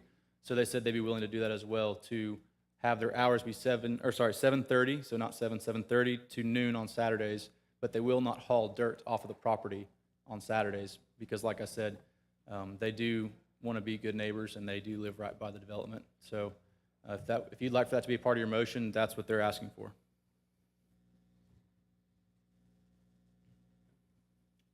Can you tell us where they're going in and out? Yes, sir. So right now there is a approved LDA by the GSWCC for clearing and grubbing, and the construction entrance is coming right here, in the middle, accessing Lawrence Road for that construction entrance. That was one of the requests by Mr. Burns as well. So, like we said, since they do access their own property on this road and this road, that's in our plans, is to access right there.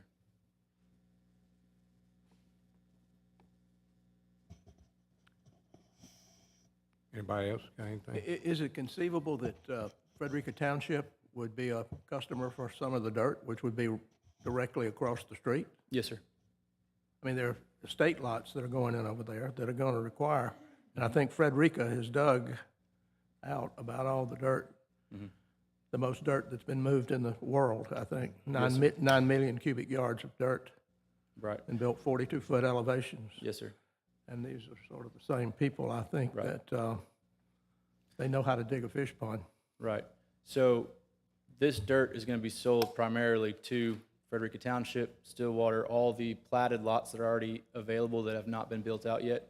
So this was brought up to me by the applicant. I didn't even think about this at the very beginning. They said, think about how many dirt trucks are not going to be on the causeway, not coming through the center of St. Simons, their first option is going to be to take this dirt and to sell it to where it's right there because, for one, it's efficient.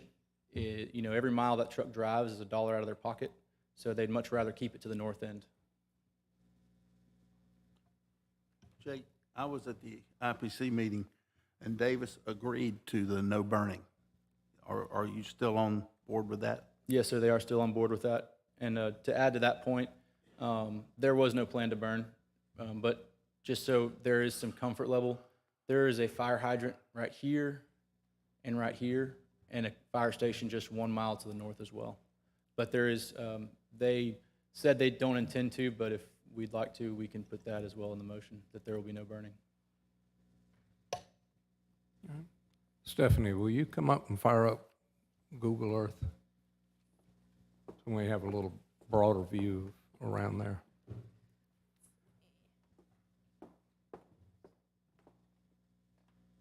Commissioners, I'd like to,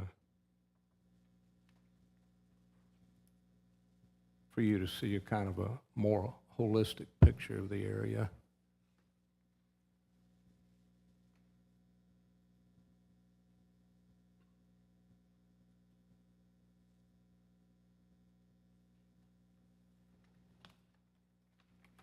And put it on satellite where it has the satellite.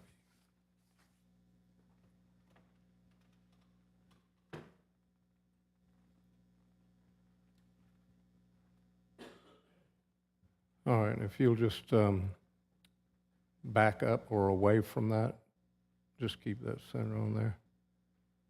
All right, hold it right there a minute. Go on the left side of Lawrence Road or the west side across where they were talking about they were doing the construction. What is that I see on that side?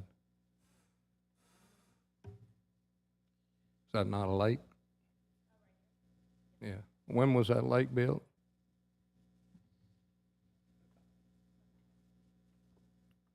What about the distance of that lake? Does it not span a greater length of? The applicants have said that that lake was built in 2005. Okay, keep going north on that side of the road to Frederica Township. All right. Further north, or? A little older picture there, but there's more lakes in there if you look around and around the golf course.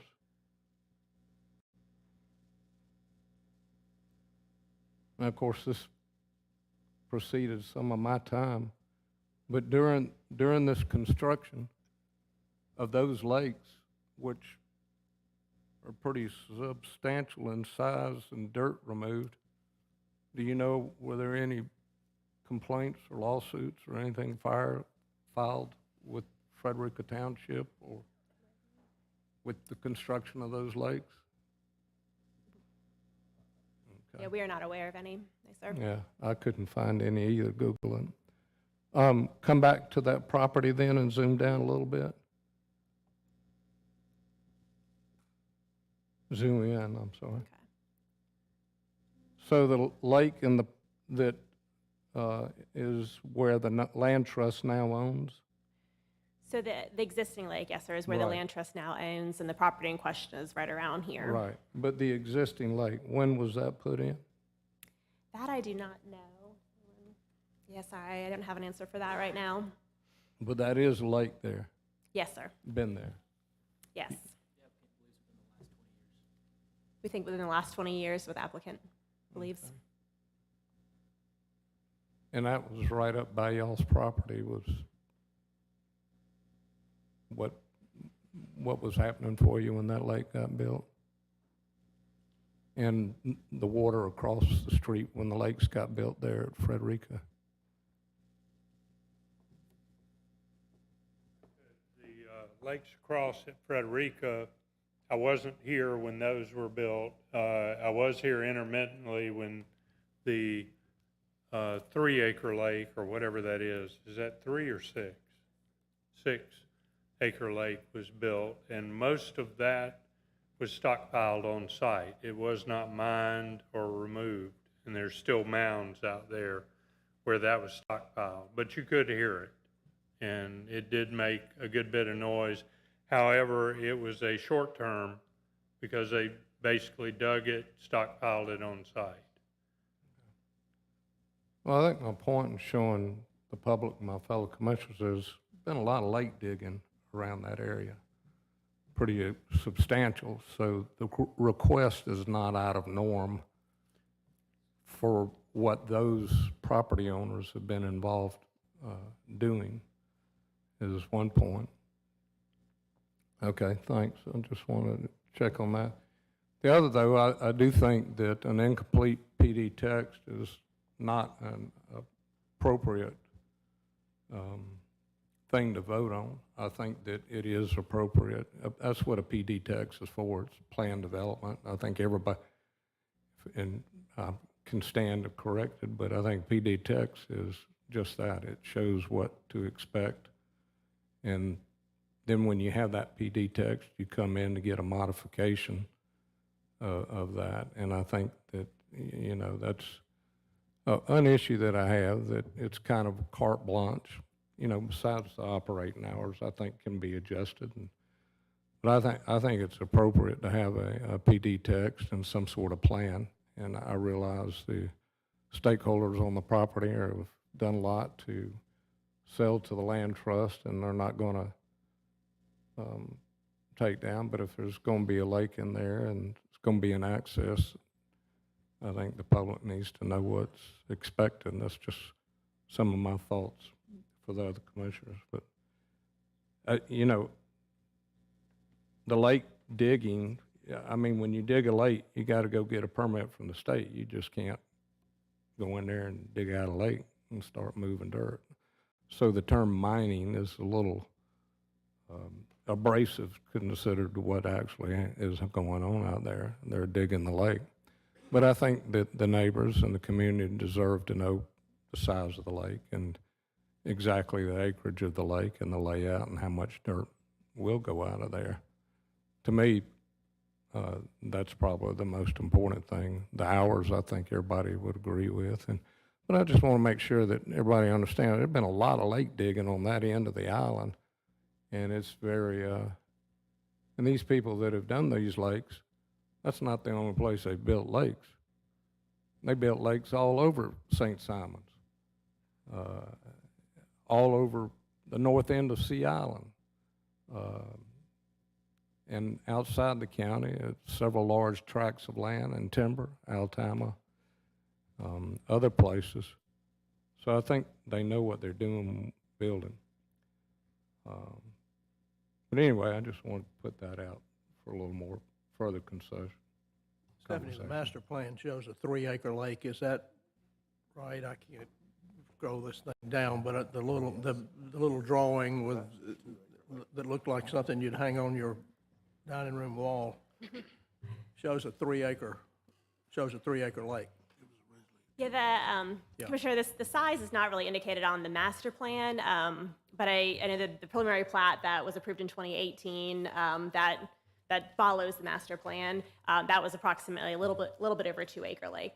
Okay. So between 2 and 3 acre lake. So suffice it to say, if they dig something in excess of a 2-3 acre lake, they've got to come back and get an amendment to the master plan and the PD text. Don't know what I'm talking about. No, that's a very good question, and that's something that we would need to look at with more details on what they're proposing. The PD text section 723 does have a specific list of what triggers the PD master plan amendment.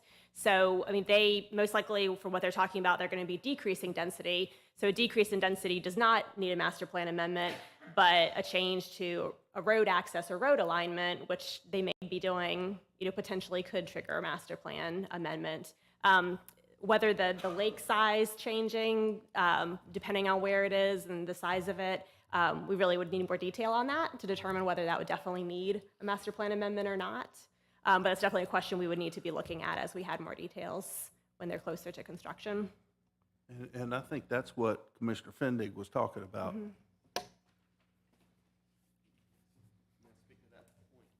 Sure. So definitely can understand the concerns about the detail, and for our client, this is really the first step in able to go forward with the surface mine permitting application with the state of Georgia. The zoning has to allow for the mining activity and really digging the pond. That's mining is an extreme wording for what they're actually going to do. They want to dig the pond. Having that in the zoning text for the ability to dig the ponds, have sand extracted from the site is really our step one. And there's going to be a lot of detail then we have to go into with the state of Georgia to make sure that it complies on every level for us getting the permit from the state. And so we ask you to approve this tonight.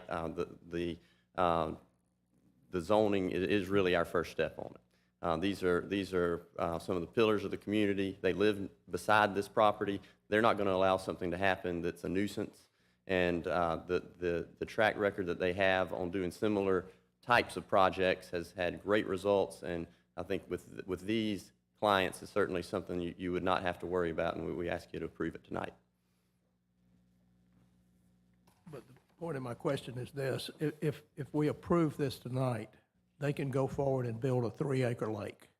If they decide to build 12 acres, which I assume that's what they want to do, they've got to come back to get a master plan amendment.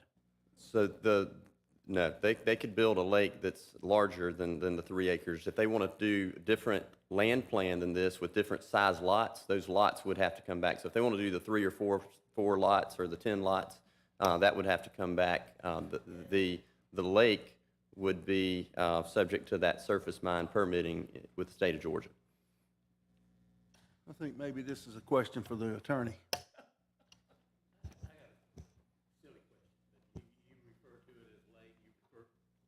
You refer to it as pond. Is there a difference? No, interchangeable. I mean, is a pond a certain size and a lake another different size? Interchangeable. Okay. That's all in real estate terms, isn't it, Jonathan? That's right. You know, I want very much to approve this thing tonight and move forward, but to me, it's an incomplete application. You know, I would think that it would be better if you came back and said, we will build a maximum of 12 acres. If you want less than that, do less than that. But let the people know exactly, you know, located on this property, where it's going to be. I don't care if it's a square module and it'd be within that. I'm not asking for detail in planning, but this is hard to, you know, I agree in your right to dig. I agree with the right to sell it. I agree with the right to transport it. But tell us where. And you know, within 23 acres, and it could be up to 12, but you're not limited to 12. And so give us some specificity, if I can get that word out. May we request to put that caveat on the approval that it's a maximum of 12 acres? We would agree to that. I think what I'd like to do is make a motion to defer this item. Second. And that deferral would be, you know, not the next meeting, but the meeting after that. So 30 days? Well, I'm open to, I just think it needs to be deferred. There needs to be a plan that the public understands. It's a little too much carte blanche. We all know who these people are. They're the finest of the finest that you would want to be dealing with. May 19th. Okay. I'll make a motion that we defer to May 19th.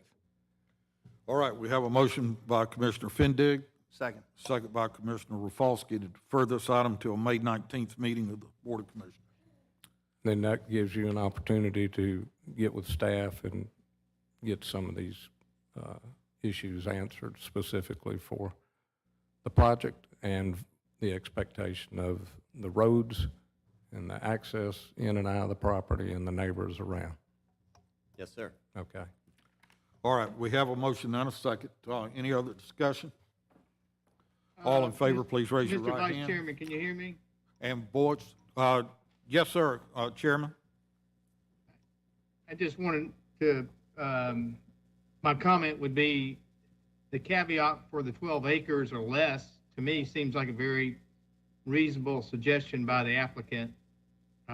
It's kind of hard to participate in the meeting virtually, and that's my fault, but I do want to go on record and saying that I thought that was a very reasonable suggestion by the applicant. The fact is, they own the land, they're trying to build a lake. I think it's well within their right to build a lake, and if they're willing to put a size limit on it, I could support that, but just want to make that for the statement for the record. Thank you, Mr. Chairman. We do have a motion and a second on the floor to defer it to May 19th. Did you hear that, Mr. Chairman? Yes, I did. Okay. With a motion and a second, we'll vote then. All in favor to defer to May 19th? That is 6. Mr. Chairman? Mr. Chairman, your vote? No. No. That's 6 for, 1 against to defer to May 19th, so it stands deferred. Item number 8 is TA 4764, Beach and Dune Protection Ordinance Amendment. County initiated a request to amend Glynn County Zoning Ordinance Section 727, Beach and Dune Protection, to reduce the development setback line areas with an active stable dune sequence, to increase the development setback lines for areas without an active stable dune sequence, to transfer several conditional uses to permitted uses, and for other purposes. And Ms. Leaf, you are still here. I am. Thank you, sir. This is TA 4764. This is a county-initiated ordinance to amend the beach and dune protection section, which is 727. There was some discussion before the start of the public hearing process with the planning commissions and you all. Actually, the Islands Planning Commission held work sessions and held several meetings on this. There's a lot of discussion. But really the genesis for this was, how can the county be more in line with the Department of Natural Resources regulations in order to try to streamline the process for applicants so they're not duplicating a process and going through a lot of review in order to perhaps do some landscaping on their property, and just to make sure we're lining up as well as we can with the DNR. So in a nutshell, really these changes primarily revolve around the development setback. As you may recall, a lot of the conditional use permits that come before you, there's applicants that are on the coast that are looking to do some landscaping, maybe a pool patio or a pool. The 40-foot setback ended up being more restrictive than the DNR after the DNR changed their regulations a couple of years ago. And so they would potentially get a permit from DNR to do some work and then find out, hey, the county has a more restrictive setback. So what this proposes to do is for areas that do have a stable dune, that the change would be 40 feet to a 25-foot setback. The 25 does mirror what DNR has. And then areas that are without dunes, so areas that do have a seawall or revetment, the current development setback is 20 feet, and that would move to 25 feet, again in line with the DNR.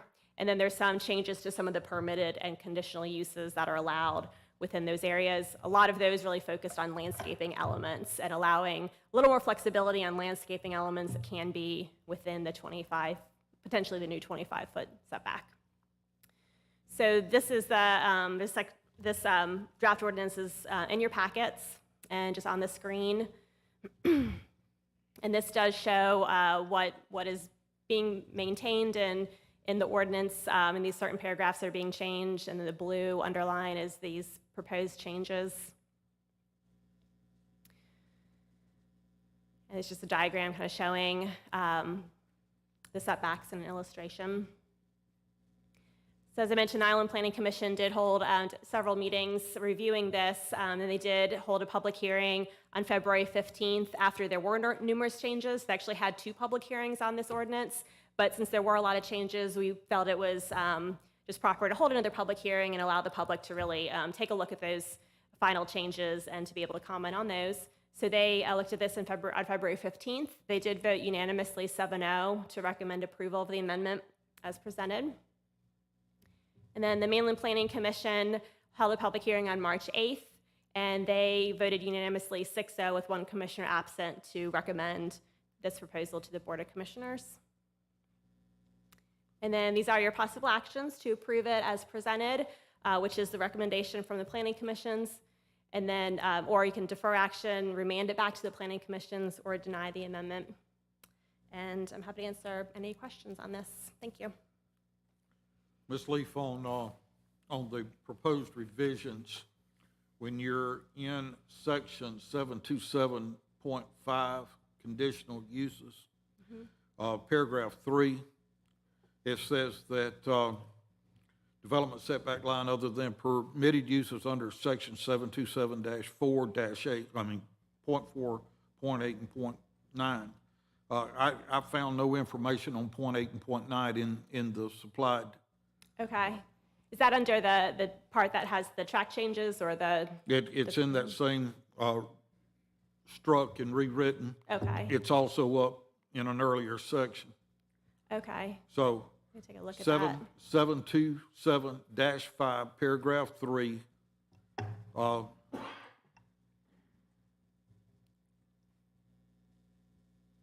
I can read mine. If you don't, yeah. That's mighty small I up know. there. I didn't bring a job with me. I thought I could see it better on the screen. So you said that it was a missing reference, or the reference doesn't? The reference is not in the supplied material that we have. It refers to 727-4 or point 4 that we have in here on the rewrite, but there is no 727.8 or 727.9. So I was just wondering what is in those sections, or if those sections weren't supposed to be in there. So that may, yeah, I could probably pull up the full ordinance. So this does reflect just what was changed, but there are other sections that are still staying in section 727. So I'm wondering if that's what 8 and 9 are, the ones that are staying and there's no changes to it. Unchanged. I'm not trying to throw you a curveball here, but I want to be able to understand it.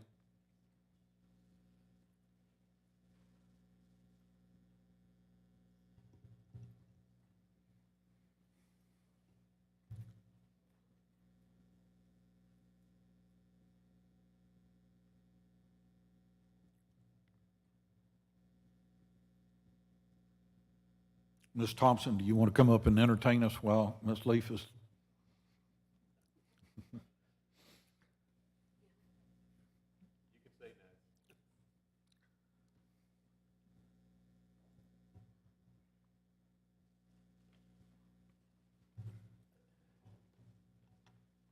I do have a question while she's looking that up.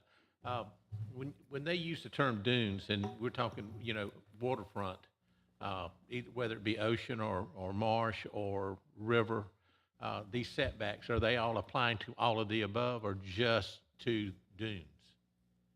So the setbacks would be, so there's and then we're changing it to basically the same now. So each would be 25 feet, but they would apply if a property does have a stable dune, structure adjacent to it or on the property, or if it had a revetment or some kind of a seawall. So we have a mix on both Sea Island and St. Simon's Island, and so we've had, prior to these proposed changes, for a property with a dune, the setback was significant. It was 40 feet. If you had a revetment, it was 20 feet from the mean high water mark, and in many cases, the mean high water mark was down the beach, and so there was really no setback at all in some cases. Well, the reason I asked that question is when you brought up the term seawalls or bulkheads or things referring to that, and I've seen those in place on riverfront or marshfront and lakes actually, but I don't think it really applies. And I have a big problem with taxpayer dollars that I'm or whoever lives on these properties have to pay when you have no use of these properties, and basically the DNR, if the DNR is willing to pay the taxes on these properties that they're wanting to encroach on, then so be it. But if that's not the case, you're paying property taxes on properties that you can't use. Sure. And I think to your question about where in the county these do apply, so they would only apply on the oceanfront properties. So if the property is on the river or a marsh, then that does fall under the state's Coastal Marshland Protection Act, and then the county has a 15-foot development setback. That's a separate section, not associated with any of this. And I guess applies that gets to my question, that's the difference. A different code. That doesn't apply. That's correct, yeah. None of this would apply if you're on the marsh or a river. This is just for oceanfront properties, correct? You want to go back to Google Earth again? I could. Okay. So I think, I've get it. yeah. To find an answer to my question. Yeah, Commissioner Neal, I believe this is what you might be referring to. So this is a section of the code that is not having any changes, so that's not shown in what was included in your packet. So I think if this is what you're referring to, 727.8 and then 727.9. Okay. So no changes in those. Correct, But the yeah. So reference that remains. is a good question, because we got that from others too, is if there weren't any changes, that was not in that ordinance amending Can it. I ask one more question before we go to that? All right, and then 727.4,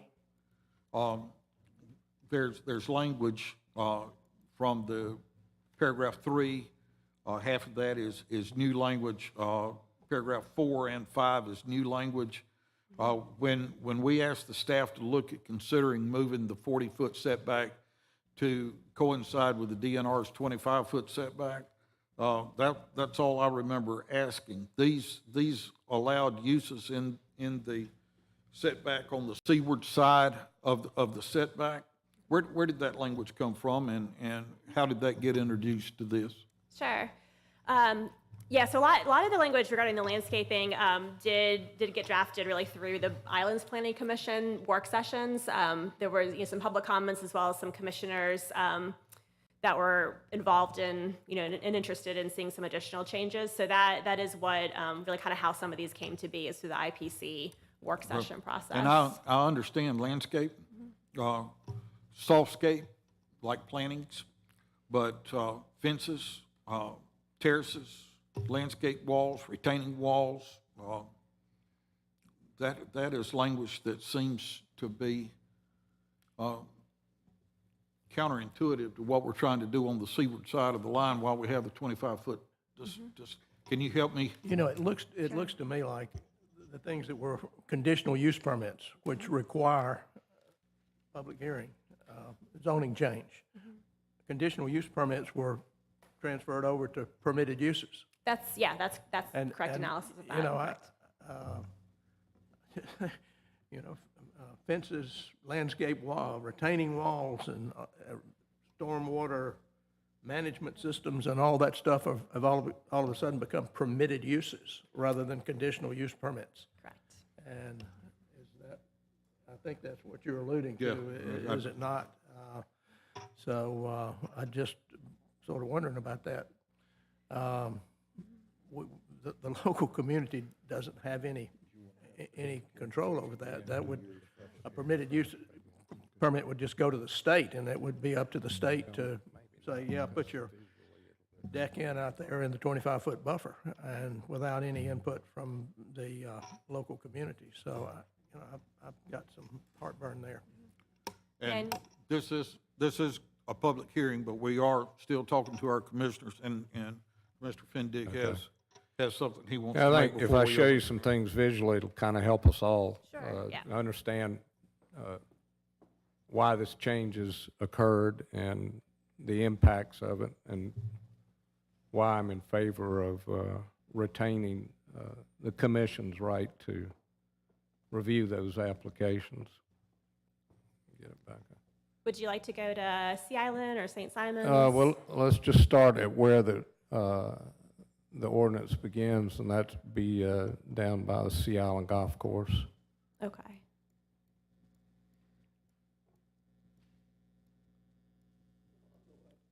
So I checked with the DNR to make sure that By the village, or everything do that you I'm want showing, just zoom in close where you can see the beach Okay. with clarity.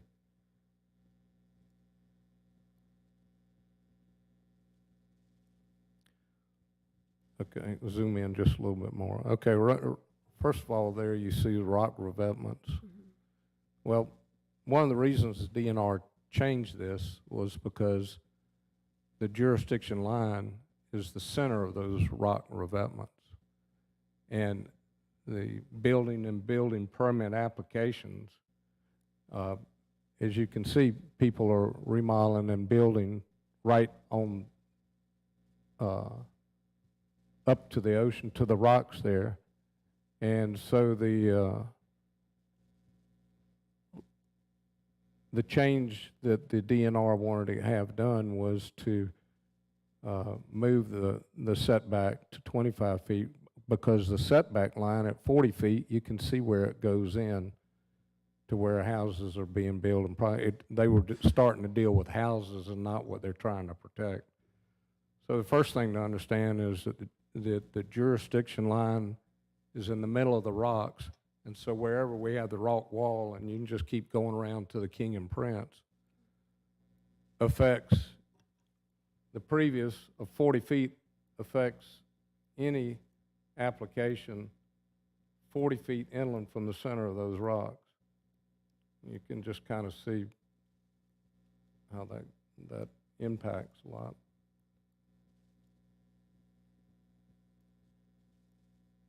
Just keep on, going slow it down to King and Prince. All right, going to the north end. Okay, and of course, when you come to the north end of the King and Prince, keep on going a little bit further north. We come to Massengale Park.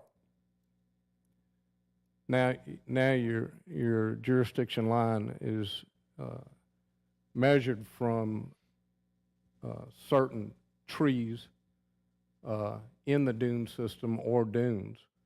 So even affecting Massengale Park, being 40 feet in, and just keep going north. I'm just kind of cruising through. All of these properties, and of course they're not so much because they were all built on the 40 feet, but anyway, they're changing, just, keep going north. So those are all dunes. Then we'll go to Coast Guard Park, just to show you that. Hold it right there, that's good. So as you've probably have seen, we've had the jurisdictional line determined at the Coast Guard Park.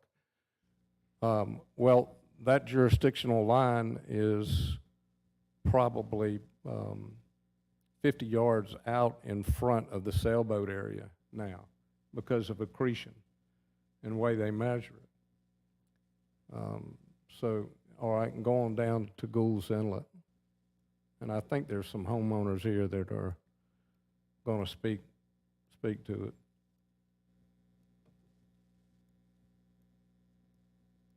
Yeah, just keep on going down. All right, so when you get down to Gould's Inlet and East Beach, keep on going down.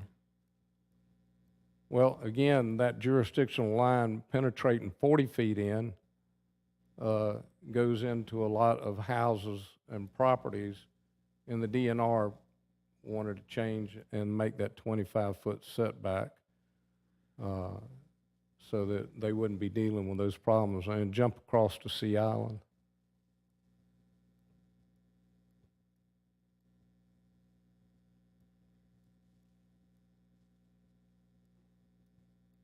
Of course, one of the issues that came up in the past, as you may or may not remember, was a subdivision development that wanted to be built in that area south of the cloister. And again, the jurisdiction lines played a big role in denying that development. Keep on going. But from the cloister north there, and then going north, it's all rock, beachfront rock, so it's the same thing. A lot of the applications we had coming to us, it wasn't just about porches and decks and pools. That 40-foot zone was reaching into where houses were being built and remodeled. So that's, I'm just trying to give you an overview. That's why the DNR called it back for 25 feet. The other thing for DNR here, and if you've gone and sat at a lot of them, and I have over the years in dealing with them, they're more of technical. type of hearings. So the thing that I've encouraged this commission to consider is to keep our right for our citizens to have an opportunity to come speak about issues and concerns wherever these conflicts arise, and then allow us to make a motion or a referral to the DNR. I think in talking with the DNR, you know, they give us the option, but their preference is to really hear from the community and let them do their technical part. So anyway, I just wanted to kind of give an overview and background of what's developed and how it's developed. So we can continue on with the public hearings because I know people are here. Commissioners, any other comments before we open the hearing? All right, this is a public hearing for TA 4764 Beach and Dune Protection Ordinance Amendment. Anyone that would like to come forward and speak against this amendment, please come forward and state your name. And you have 5 minutes.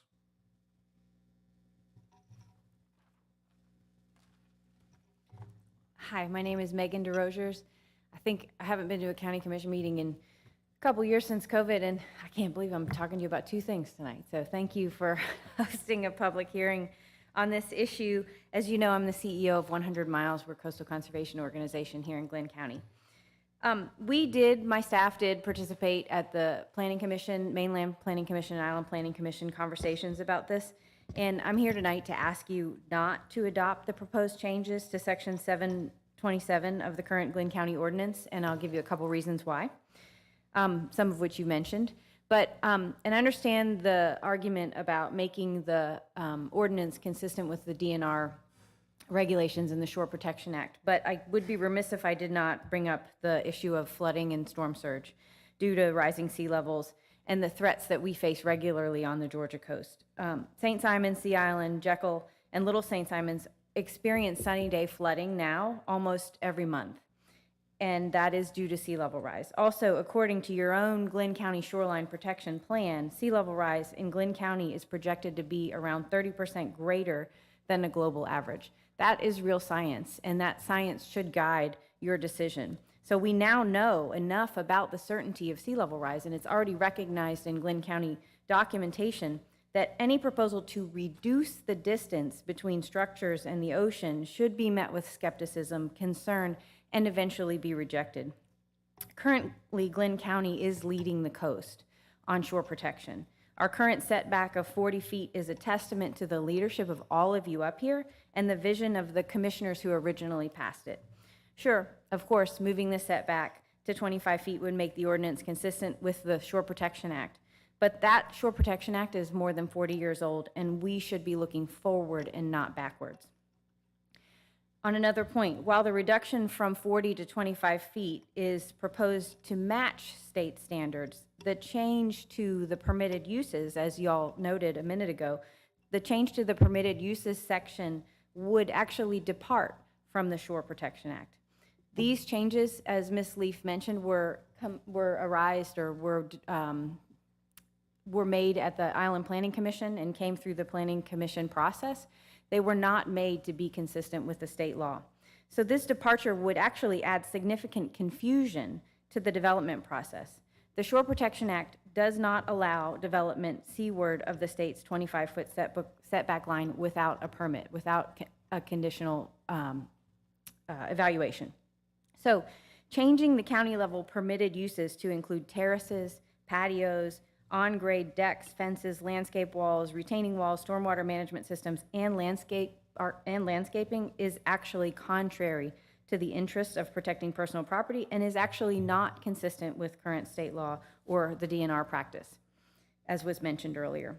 Finally, it does not make sense to move forward with the zoning ordinance while you are in the process of evaluating the entire zoning code. As I mentioned earlier, it is very important that we look at all of these changes comprehensively, and I urge you tonight to reject this proposal and to go back to the drawing board, work with the island, people on the island, work with beachfront property owners, and work with the DNR to make sure that what you do is consistent, if that is the intent, with the state law. Finally, I have a set of letters that were emailed to you And to the members of the Planning Commission, I just want to make sure they are submitted to the record. There's 69 here from residents of Glynn County. Thank you so much. Anyone else that would come up and speak against TA 4764? State your name for the record, please. Good evening. My name is Philip Greatzer. I'm a resident of St. Simon's Island. I live on Bloody Marsh, and I've watched over the last 10 years changes in sea level rise, whether it's due to climate change or whether it's cyclical. That's not to discuss tonight, but I see it coming up. I live about 75 feet off the marsh, and right now, water in big storms and in king tides comes within 25 feet of my house. Why I'm opposed to this ordinance is that you're just putting more property at risk. And more property at risk means that we have more damages when we do have hurricanes or king tides or flooding. Sure, this property will be insured because the owners that I suspect that are living behind these dunes and building their decks and building their swimming pools and doing their landscaping will have insurance. But when they make a claim on insurance, that goes to affect the entire community classification for insurance. So if someone on East Beach is flooding more, it's going to affect me living on Bloody Marsh in terms of insurance. So I see that our community rating for insurance is going to be impacted by this. So I urge you to defer, amend this resolution, make changes to the distance from the sea, conditional, using on a case-by-case basis, and also as Mr. Rose said, think about considering this in the context of our new updated ordinances for Glynn County. Thank you very much. Anyone else that would come up and speak in opposition to TA 4764? State your name for the record. I'm and Julian 5 minutes, Smith. please. My wife and I own a house at the edge of a marsh. It was built in 1942. And with Hurricane Irma a few years ago, the marsh came up under our house and into part of our house and flooded some of our neighbors. Things are changing. The sea level is rising. My wife and I also own about 12 acres of marsh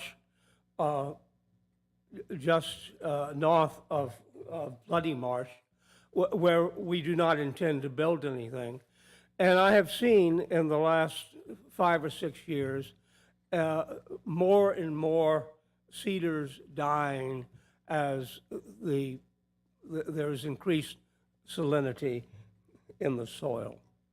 There is no virtue for you to change the setback to be somehow in accordance with what DNR now permits.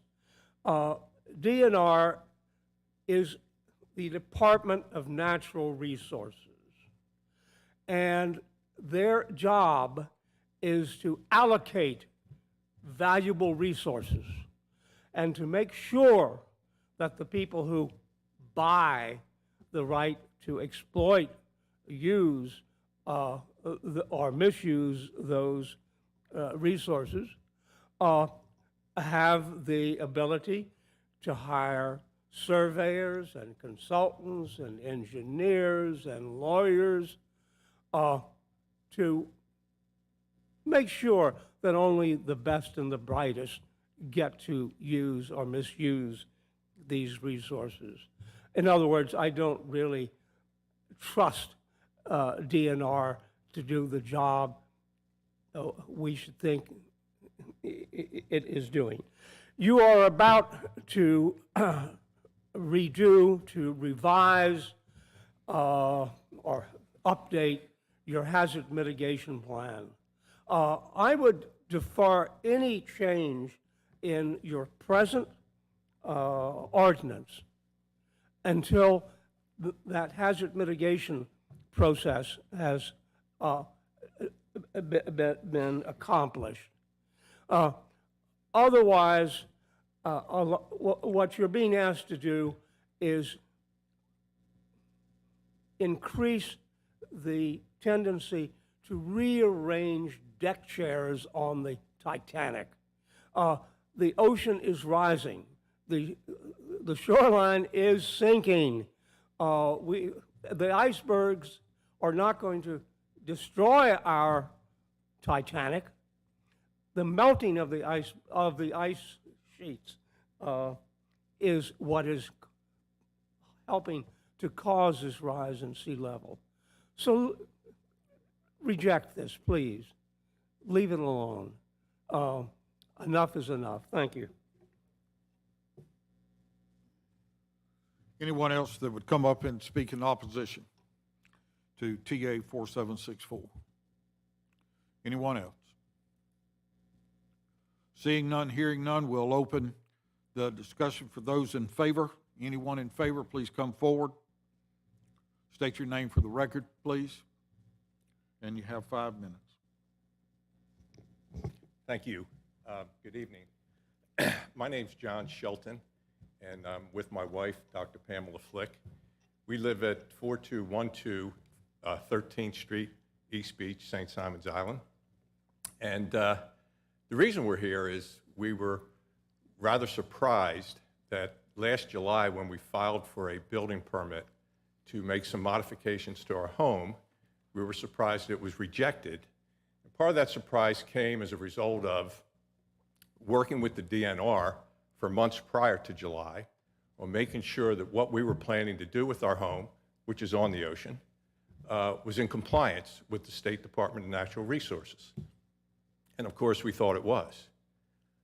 And just for the record, in 2006, we had a terrible nor'easter that wiped away a significant part of East Beach. And we were the family that put the sandbags in to help re-nourish the beach. And we spent a significant amount of money to do that on behalf of the county and on behalf of the state to protect our dunes. And as a result, we've seen significant accretion to our beach if you've ever walked down there. And I would say, for those of you that are concerned about the sea level rise, it certainly is not in front of where we live. And those that have walked the beach have enjoyed the renourishment that has occurred over the past 16 years. That being said, so the surprise came in August when our building permit was denied by the county. And we were puzzled by that and found out that there's a difference in the setback requirement, the state at 25 feet, the county at 40 feet. And at that point, we got very interested in terms of what's the next step, and we heard about the processes. We also, to Commissioner Fendig's point, in going through this, we became even more concerned knowing that if anything catastrophic were to happen to our house, we'd have to come here to get your approval to make any repairs or to fix it. That seems to be very concerning to us these days. So as a result, we got involved. We listened to the Island Planning Commission. Ultimately, they approved, unanimously approved, to make a move and to make this change so that we could be coterminous with the 25-foot setback and the county being the same at 25 feet. We also unanimously approved the Mainland Planning Commission. So we sit here tonight extremely puzzled as to the reluctance by this commission here in approving this change. We would just ask that you would. We're anxious to move forward with our project, and I thank you for your time. Anyone else that would come up and speak in favor? Anyone else to speak in favor? Seeing none, hearing none, we'll close the public comment section of this hearing. And Commissioners, we're back to you.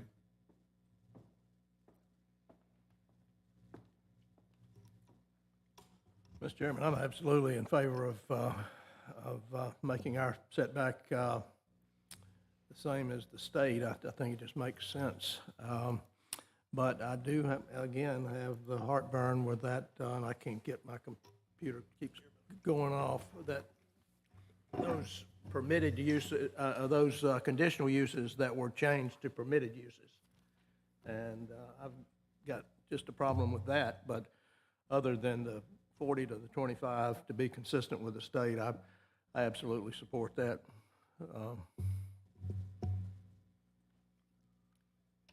Ms. Leaf, or Ms. Thompson, what is the process to move that paragraph 4 back into conditional uses in 27.5? So that's a change that staff could work on and bring another draft back to you at a future meeting.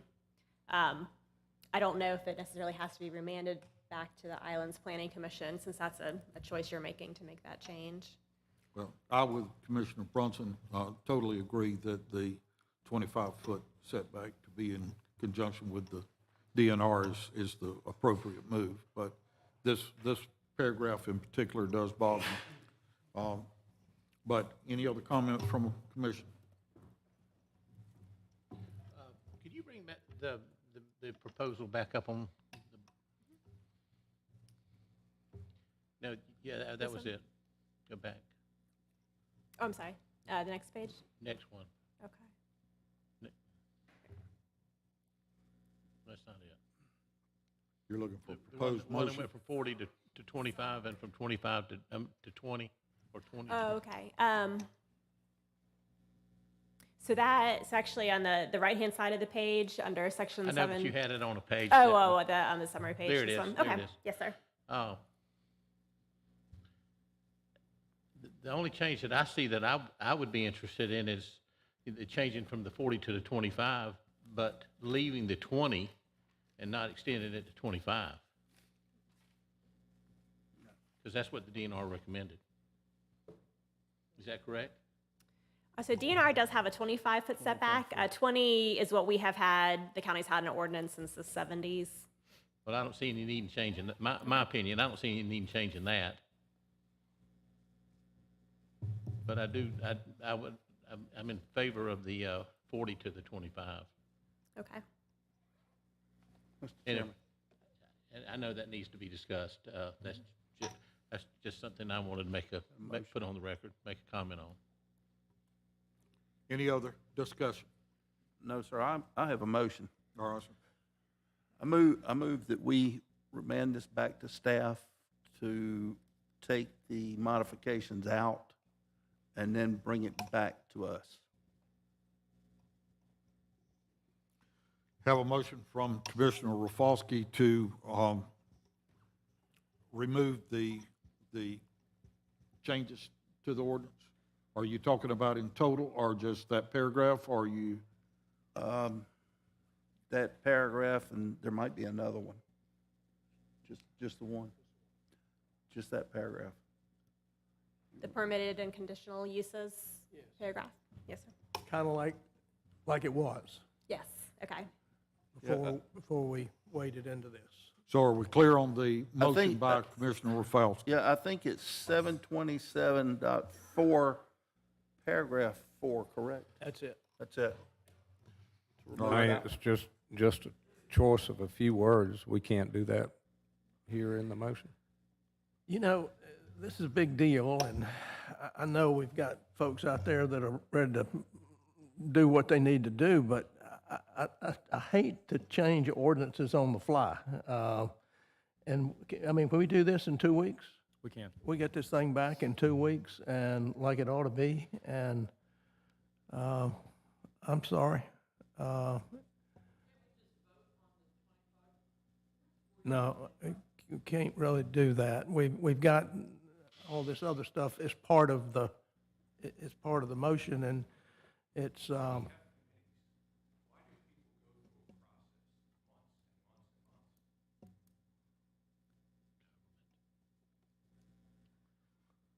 The process tonight is to approve this amendment.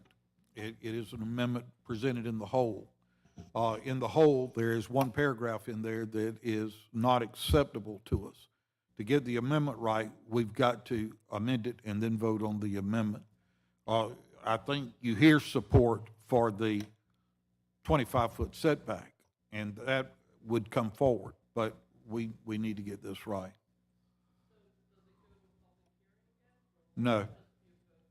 Got to be a vote after we, I think the important thing for your case and a couple others that didn't show up tonight is that commission favors the 25 feet.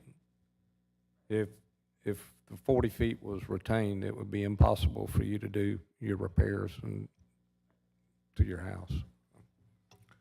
all right, we had a motion, and we have a motion by Commissioner Rafalski, a second by Commissioner Booker. Any other discussion in this short meeting that we had tonight? Hearing none, all in favor, please raise your right hand. And by voice, Mr. Chairman? Aye. All right, so that makes that unanimous. We want to thank y'all for coming. I know that you've got other things to do. We have only a couple other items of business tonight if any of you want to choose to leave. Under item 9, general business, consider approving an intergovernmental agreement with the City of Brunswick to provide $250,000 from the at-large Post 2 Commissioner Capital Allocation Fund to the city for improvements to Wright Square, Satilla Square, and city sidewalks. Please refrain from talking in here, please. Commissioner Rafalski. Mr. Chairman, this is some of my, what was called slush money, which I decided I am going to put in city parks because the city sits in the county of Glynn. And as an at-large commissioner, I felt it was the right thing to do. So if there's no discussion, I'd like to make a motion. Yes, sir. Any other discussion? I think we're ready for your motion. I move that the Board of Commissioners approve the intergovernmental agreement with the City of Brunswick to provide $250,000 from the at-large Post 2 Capital Allocation Fund to the city for improvements to Wright Square, Satilla Square, and city sidewalks. Second. All right, we have a motion by Commissioner Rafalski, a second by Commissioner Brunson. Did he beat you? One comment. All right, and we This- have a this motion is- and a second discussion. This is not a slush fund. This is an overage of unreserved fund balance that's been sitting in that account for a very long time. And the commission decided with the advance in the economy that those funds could be put to capital projects, and that's what this is. And I'd like to add to that, Commissioner Fendig, that it was done so in the way that it was done to evenly distribute it among the county. Good intentions, Yes. bad reviews, I guess. All right, we have a motion and a second. Commissioner Rafalski made the motion, Commissioner Brunson made the second. All in favor, please raise your right hand. And by voice, Mr. Chairman. Aye. That is unanimous then. We move to item number 10, confirm the Envision Glen zoning ordinance update review process. And Ms. Thompson, at long last, you get to speak. I know y'all been waiting for this part. Yes, sir. Good evening, Pamela Thompson, Director of Community Development. At your work session this past Tuesday, we discussed the ordinance review process. You all had some input and some changes, and so you asked myself and Stephanie Leaf to work together with the chairs of the two planning commissions to bring you back the review process with your comments. So you've had this sent to you this afternoon, and it's on the screen. The chair of the Island and the Mainland Planning Commission did look at this before I sent it to you all this afternoon. The goal, again, that this will be a planning commission-led review of the draft ordinance and process. The planning commissions are inviting the Board of Appeals and plan to meet within the next 2 weeks. During that 2 weeks, they will discuss, determine the process they want to follow, the review group that they want to have, and the meeting schedule. So whether it'll be a deep dive into these topics or how they'll split those out, they will then have that review group give a determination to the planning commissions, and then the Planning Commission will give the review to you for your consideration. And again, that review group, the Planning Commission will determine its makeup, what kind of stakeholders and citizens will be on that group. This is the timeline. Those are no later than dates. And again, we did run this by the commissioners. This does allow additional time for those meetings. Right now, we were just planning out 9 total additional work sessions that would be public meetings. And that would get that to the Planning Commission to review and would get that to you all before the end of November. So that would give you hopefully 4 meetings to look at, talk about, and make a decision before the end of the calendar year. So we did send this to the full Planning Commissions and Board of Appeals. Once they have their meeting, we will document the review process that they decide on along with their meeting dates, and we will report that back to you at that time. Okay. I'm available if you have any questions. Ms. Thompson, on the public comment, those are going to be in person and not virtual? Yes, sir. Okay. They are going to be all the meetings will be in person. We may on some of those dates, because the dates haven't been set yet, we may have the consultants virtually attending for some portion of those. We don't know the dates yet, so we weren't able to match up schedules to tell you every person will be there every time, but everyone will be physically in person to discuss. As I said on the radio yesterday, this is an important item, and we don't need to rush it, but we need to take time and do it properly. And I think public input is very important. Yes, sir. Ms. Thompson, do we have copies of this available for people that might want a copy of the schedule? I did not bring any hard copies. We there can any- make those available. Is there any prohibition, Mr. Attorney, to giving our copies? Ms. Burns, Mr. Rogers, if y'all want a copy of that, I'm going to leave it. I'm going to leave mine right there. Sure, and if they want an electronic copy, just let me know tomorrow, and I'm happy to email it. All right, so, Commissioners, is this the way you understood it, discussed on Tuesday, and do I hear a motion? Mr. Chairman, I move that the Board of Commissioners confirm the envisioned Glynn zoning ordinance update review process. Have a motion by Commissioner Rafalski. Second.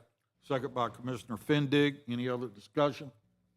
All in favor, please raise your right hand. And by voice, Mr. Chairman. Aye. So that is unanimous. Thank you, Commissioners. One more comment. Pam, I want to thank you for all your work. The commission tasked you with picking up that ordinance and bringing it back to life, and you put a lot of work to try to go in direction, and then it kind of hit the streets, so to speak, and we got the public feedback and our own all reading through it, and this is, I keep using the term, a major change of course, but it's one that'll do us all good and what we want. So sorry you've been yanked and yicked and No, sir, battered it's a around, community but plan, we so- appreciate you hanging on. I think we got the right pathway now. Thank you, sir. And I'd like to add for public record, this was a draft, and it was brought to us as a draft for study. Through open records request, it was released to the public. The public is sort of gauging our homework before we corrected it to turn it in. And this is not a document draft that we were ready to adopt ever. It's a study plan. It was meant to be a study plan. It was meant to have reviews. And in actuality, the public got it before the commission did. It's just a working process. We're going to work through this process.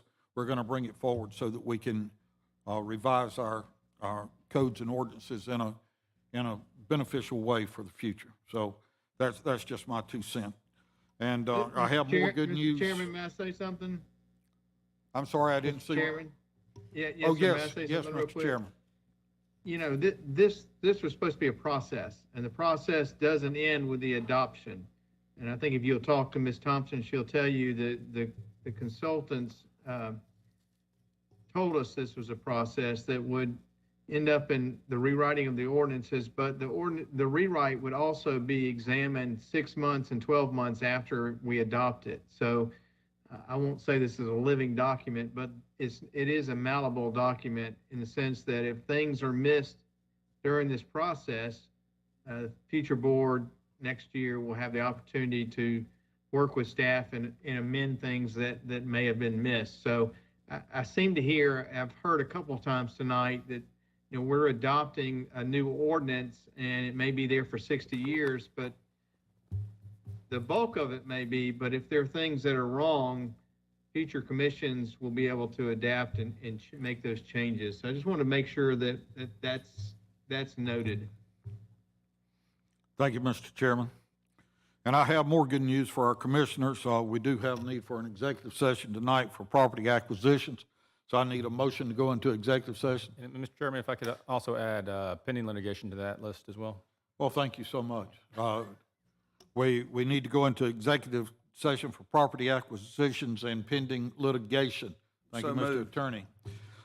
We have a motion by Commissioner Rafalski. Second. Second by Commissioner Fendig. All in favor, please raise your right hand. And by voice, Mr. Chairman. Aye. Aye, so we stand in recess for executive session.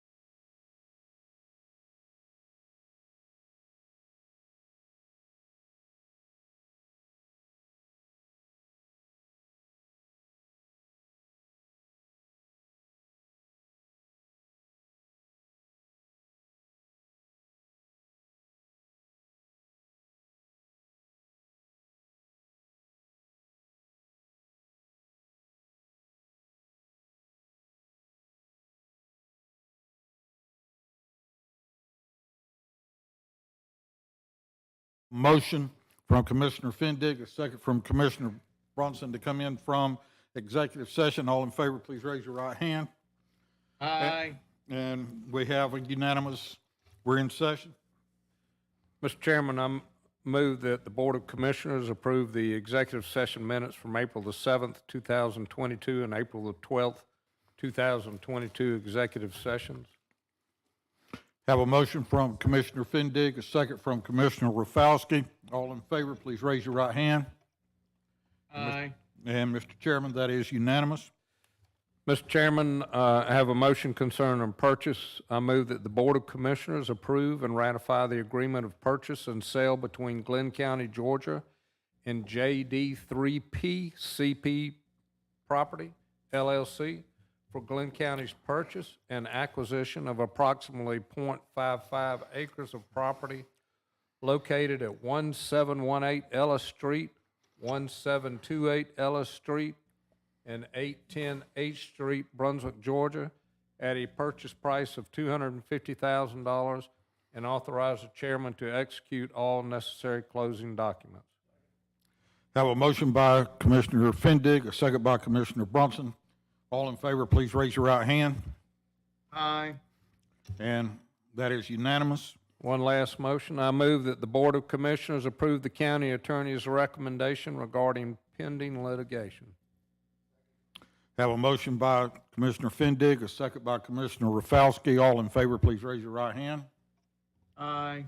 And that is unanimous. Motion to adjourn.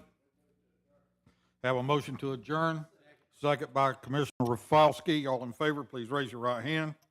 Aye. Aye. We stand adjourned. Thank you.